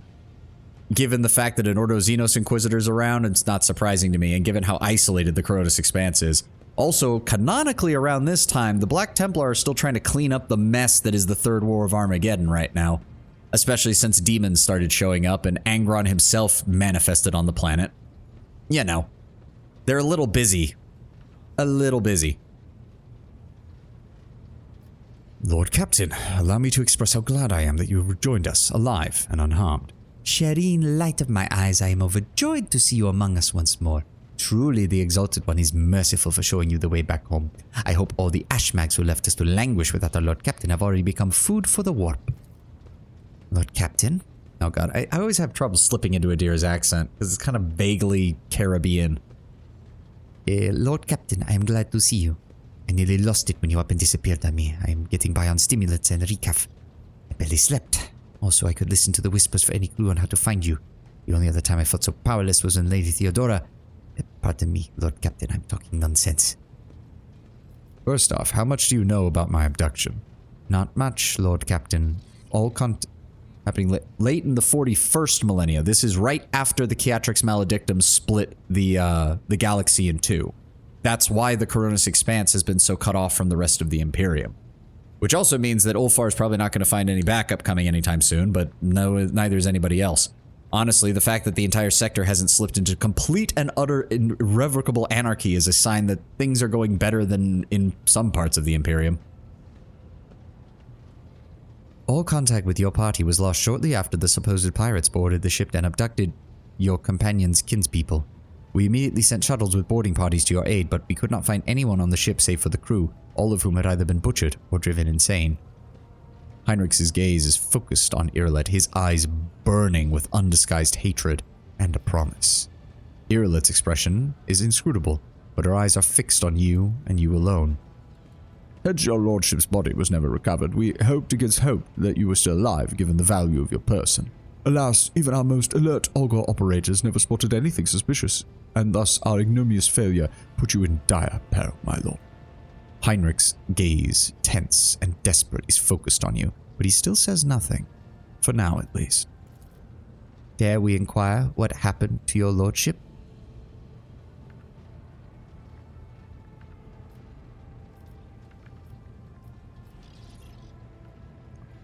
Yeah, I guess we cover up for Irillet. My loyal servants, it is very simple. The accursed Xenos attempted to take your leader from you, and their plan has failed. I have returned, and I ask once more, are you with me? Death to the enemies of House von Valencius. Show us the culprits, and let us tear their heads off the lot of them. Stack them next to the throne, Lord Captain. Damn, Ravor. Usually you're so just kind of generally ticked off at everything. I'm glad that my return has you feeling so fired up. The furious officers grabbed their weapons as if eager to crush the foes who dared breach the sanctity of your person right here and now. This is so touching. Murazai's voice is laced with venom. Where exactly has my ship been all this time? The Officer Council decided to take the ship to Footfall, where one can hear the gossip of the entire expanse. The agents of Von Valencius tirelessly searched for information on your lordship. Had we heard even a whisper of where you were imprisoned, we would have immediately launched a rescue operation. While you were absent, Lord Captain, we made every effort to find you. That resulted in a great number of modifications to the ship that have significantly upgraded it. Thanks to the favorable deal secured by the esteemed High Factotum, the ship is now equipped with state-of-the-art auger systems and a direction finder from Kiava Gamma. That is enough fawning and fussing, then. I wish to return to my duties and my bed quickly. Whoa. Error speaker. Okay, hopefully this doesn't break anything. But your crew is overcome with joy and gratitude to the... Danrock throws up his hand. Nonetheless, your will is absolute. The factotum smacks his lips awkwardly and adds in a quote, Lord Captain, the senior officers will report to you shortly. In your absence, we received a number of athropathic messages and entreaties and dispatches that demand your attention. Yeah, we didn't need a giant celebration. We got shit to do. Oh, great. Is he now in control of multiple... That is a lot more defined than it was last time. Last time it was just kind of the vague circular shape, and I was like, okay, it's kind of trying to form a face or something. What the fuck is this?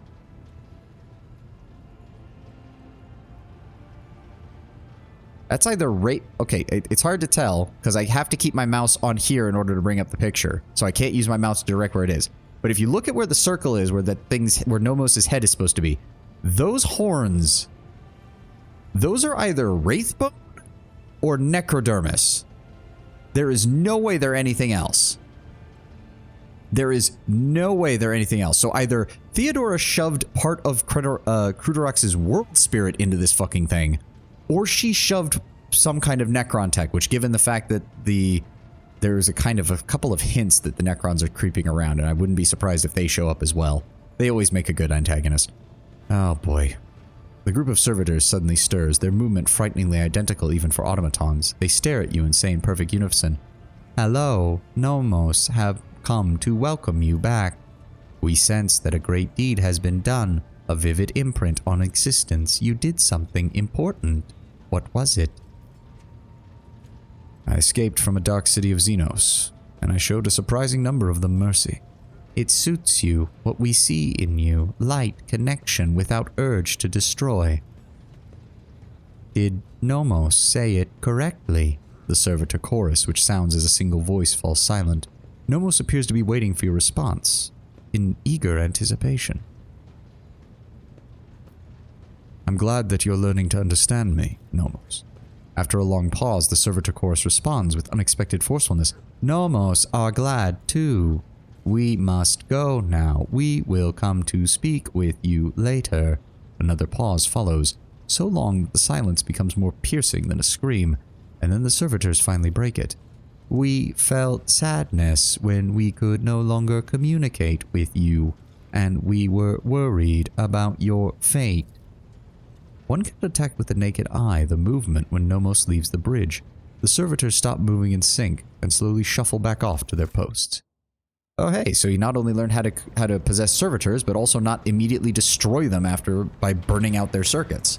Progress, Nomos, progress. You better not have fried any more Technomat's brains either. We don't need that.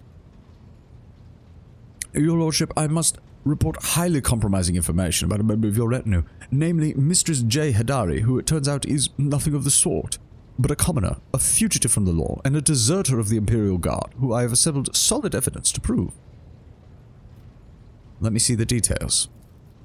I have overlooked some nuances, but I have solid evidence that the person whom you presently know as J. Hadari served in the 19th Ifrit Regiment, and was identified as the perpetrator of numerous instances of theft and smuggling, as well as eventually desertion, and that this individual is not of noble birth, but of the lowest origins. How did you come to know this?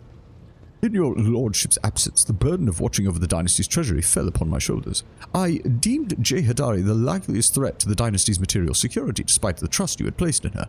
I had my people conduct a formal investigation, and they uncovered a past connection between Hadari and an individual by the name of Mercy, a highly influential figure in the Casbalika mission with a dangerous reputation. Fearing that the predatory interests of the Casbalika would prove a threat to your coffers, I began my own personal investigation. It was entirely reasonable to suspect collusion of some kind between Mistress Hadari and Mercy, and my suspicions were confirmed. The two were connected.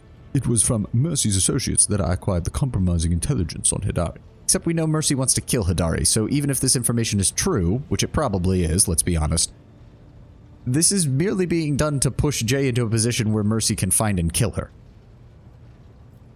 Bring Jay Hadari to me. We have much to discuss.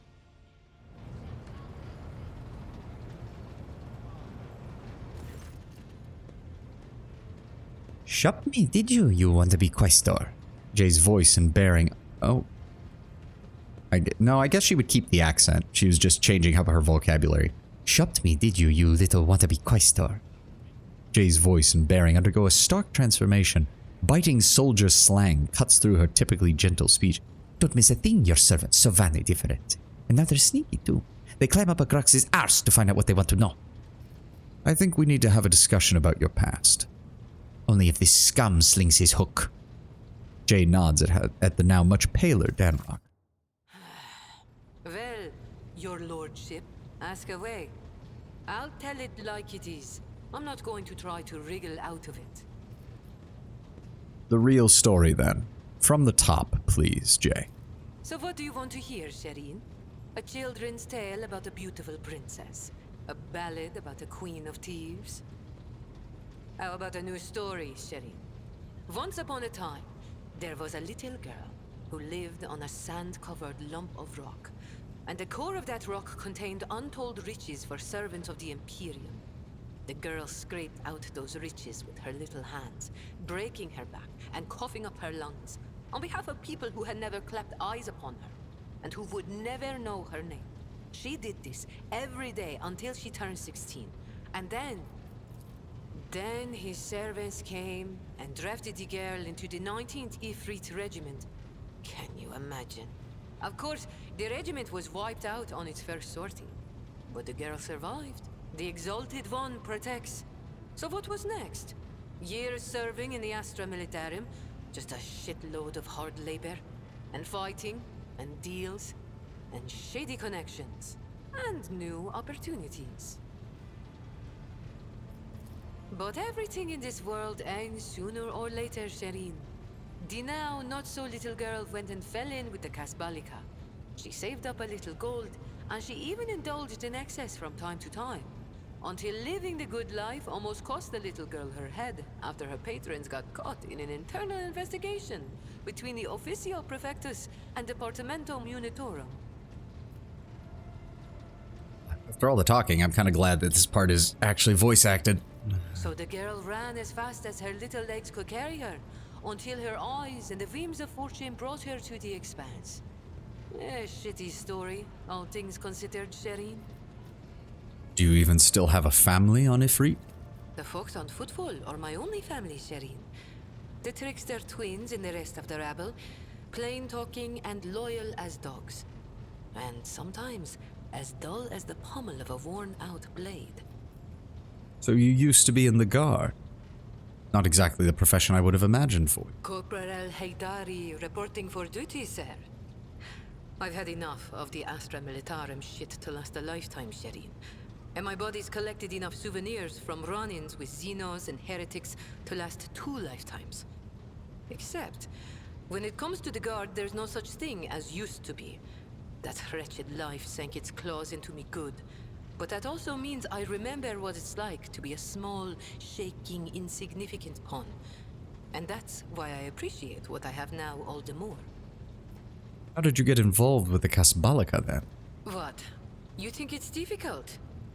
Once me and my fellow guardsmen snuck into the upper city in search of a good watering hole, where the high and mighty of that world congregated. Another time, our regiment was sent to defend the tallest spires on a hive world. And I had an epiphany. I saw how the other half lives.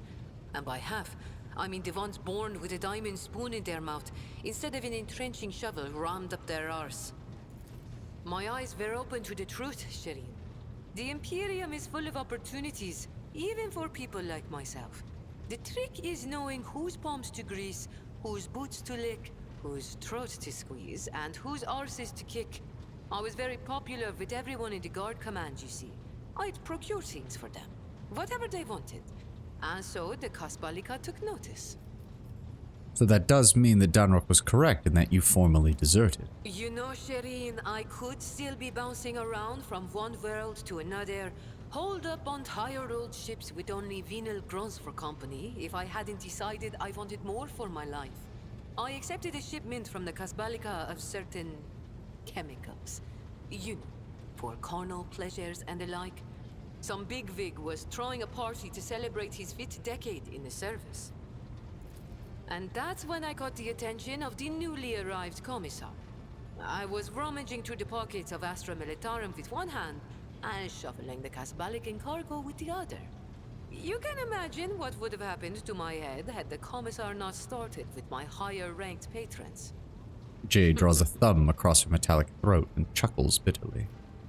So I suppose that explains the lung implant. But what about the hand? It was orcs.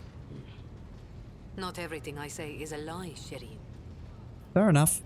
Whoop the never mind. Aw, that would have been a funny line. And who exactly is Mercy, this man that Danrock has accused you of associating with within the mission?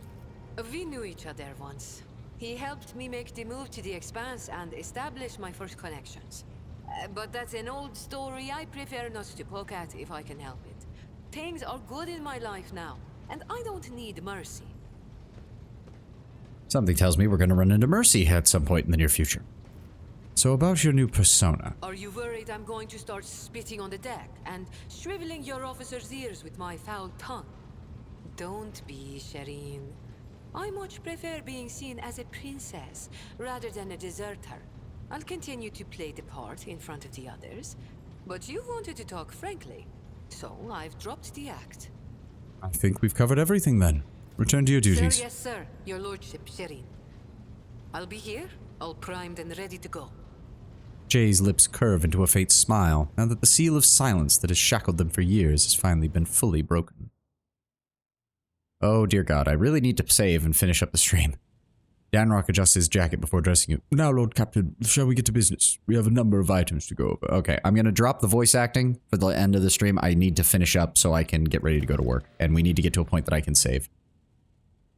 The Expanse is in flames, your lordship. Squadrons and smaller groups of despicable Drukhari raid our systems. The cult of the Final Dawn has emerged in full force, wreaking havoc. We've heard rumors of the fall of Santiel's pride, House Corda's world, an outrageous sacrilege given how abundant and inexpensive Promethium is there. Strife has broken out between Houses Winterscale and Corda. Chaos reigns across the systems. Only the esteemed Lord Inquisitor is trying to fight it, concentrating all available forces near Footfall to draw them into a fist that will smash the rampaging heretics and Xenos vermin. What exactly kind of heretics are attacking the Expanse? The Drukhari have pulled back, and the Eldari have also reduced their presence in the region. Drukhari still, your lordship. Their squadrons, both large and small, have begun invading the Advance, unleashing carnage on multiple planets, taking captives by the tens of thousands and attacking shipping lanes. It's as if something has poked the nest. Now they're lashing out. Well shit, I guess dealing with one cabal wasn't enough. How fare the worlds of our dynasty? The heretics' malicious acts make it difficult to maintain full astropathic connection. The cult of the Final Dawn strikes everywhere, and their sleeper agents are active on every planet. Vabos 6, a mutiny was crushed after a group of newly arrived prisoners succumbed to blasphemous propaganda. But other worlds stand firm against the onslaught of the enemies of humanity, and do not succumb to their pernicious influence. Xavier Kalkazar is leading our defense? Exactly. The esteemed Lord Inquisitor Kalkazar declared himself Warden of the Expanse and issued orders to requisition troops. He's made Footfall his base of operations, as it was the most logistically convenient point.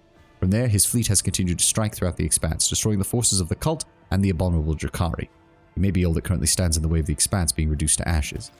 There it is, everything's going to hell right now. When heretics laid siege to Euphrates II, the hallowed forge of the Cognizance fleet, the Lord Inquisitor sent a massive force. Now they and the Explorator squadrons recalled from the front line stand together against the heretics in the battle for the sacred planet. Do we know more of the source of strife between Inkendia and Caligos? When the esteemed Lord Inquisitor called upon the rogue traders to join his forces, Ladyship Incendia Corda heeded the summons, while his Lordship Caligos Winterscale ignored it. Rumor has it that his refusal was defiant in manner and served as a pretext for Lady Corda to declare war on House Winterscale. Winterscale's ships are being hunted, his worlds occupied under the pretense of compelling them to submit to the Imperial Creed. Surprisingly, for all his love of fighting, Winterscale is in no hurry to defend his domain. According to intercepted astropathic messages, he and his retinue are currently on Quetzal Temer, hunting down a Xenos fleet, Eldari by all appearances. Is there anything else? The factotum lowers his head in thought. There have been other minor developments, if you so wish. I'll gladly bring them up to speed on the bridge. I do not want them to take away time from this occasion. Thank you for the report. Lord Captain, Abelard bows his head. Allow me to make a request. Personal. While you were away, Zachary Wise received an astropathic message from Dargonis. Concerns my family. The Wissarians have been accused of treason against House von Valencius. How is such a thing possible? I cannot comprehend it. The Seneschal shakes his head. The Wissarians have served the Rogue Traders dynasty loyally for generations. It's hard to admit, but this news comes as a crushing blow. The accusations were leveled by or on behalf of the Drivestones, the governing house. Under normal circumstances, the investigation would not have required your involvement. My entire family would have been... But being of noble stock, the Wissarians are entitled to a certain ancient custom to petition for a rogue trader's personal protection once every generation. Your personal protection, Lord Captain. Please, do not deny us that honor. I implore you.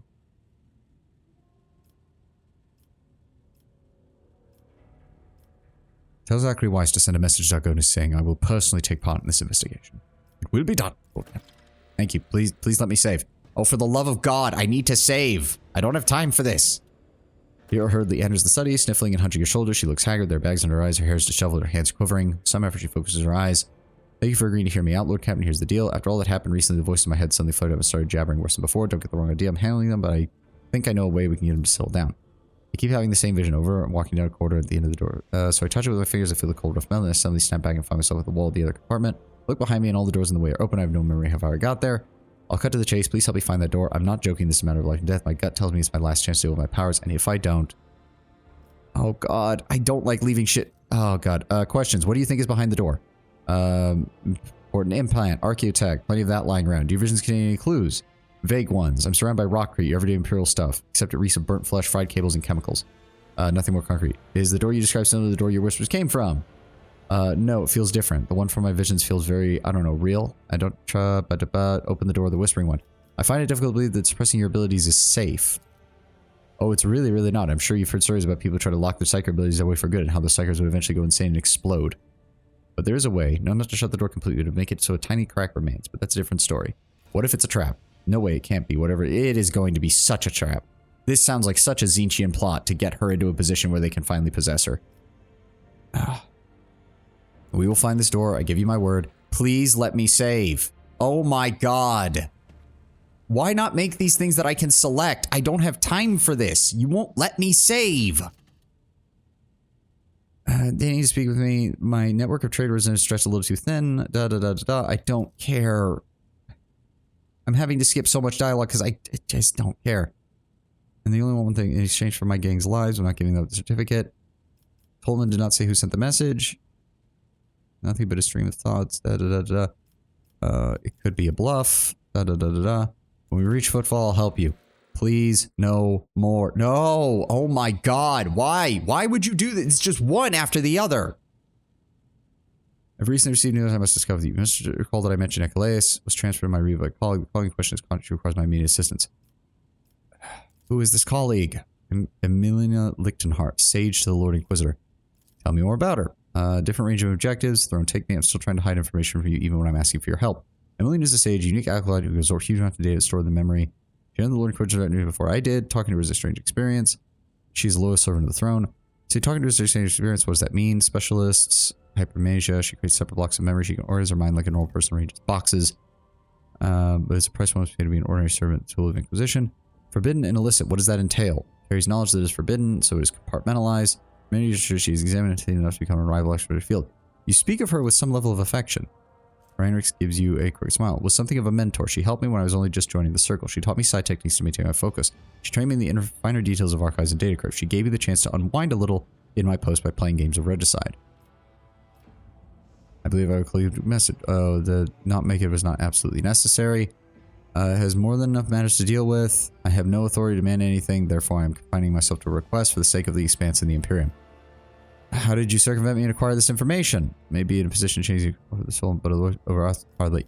Is there any hint of what's going on? Oh my god, how much is this? I need to finish. The particular dealing with the Chronos expansive Xeno, particularly Dracarys raids and systems. Sage is ideally suited. Yep. Doing there, I don't know. There are humans there. Cult of the Final Dawn is my top priority. Oh god. I shall help you. We'll go there and end this threat. I've already spoken to the navigation crew. Yes, okay, please, no more. Oh my god. This is retarded. This is ridiculous. Please stop. Let me save. I've been speedrunning this shit and it still has taken me something like 30 minutes. I just need to save. I have not had an opportunity in almost 30 minutes now. Oh god. And I'm not going to be able to do this scene the justice it deserves because I am in such a hurry now. Oh, they are going to be pissed.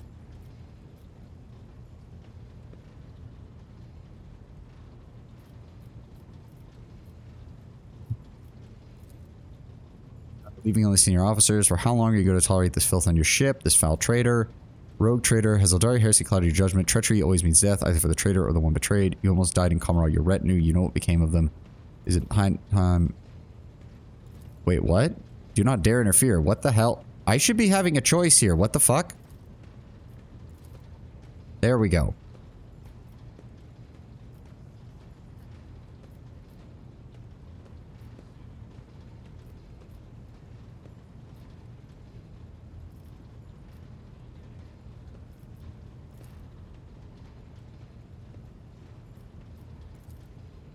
Yep. Death is too far, blah, blah, blah. Hideous pattern. Yep, we kind of saw this coming.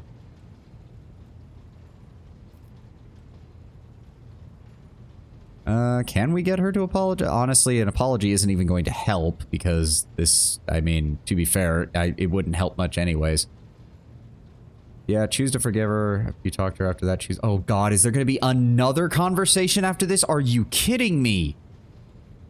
For fuck's sake, this is the kind of thing that should have been broken up into... It should have been this first, and then you talk to each of the people and they take you to your office and then have that conversation. It should not have just been one after the other, after the other, after the other, after the other, with no opportunity to save. Yeah, I'm gonna be angry about it. I don't care. My own frustrations are going in with this. And it's a shame because this is a great fucking moment and a lot of good voice acting could have gone into this, and I'm being rushed because I didn't realize I was going to spend 40 minutes trying to get through this.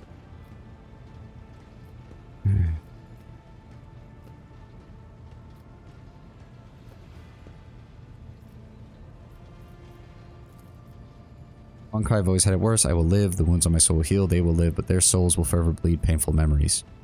I would not have left you at their mercy. Perhaps if you had shared with them what you shared with me, they would have understood at least some of your actions. Yep, the only one. Special history, special bond. You truly not care about what happened? Let anyone into the Dark City, but words and pity will not help them, only time and perhaps revenge. Perhaps they will not forgive you now. Time to get back to work. Do not... Oh my god.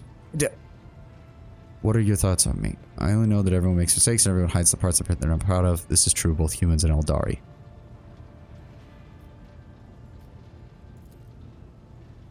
Otherwise, but I've made a mistake. I conceal my feelings and emotions. Perhaps you would have done the same. Till we meet again, Ellen talk. Oh my god, thank Christ. Okay, saving.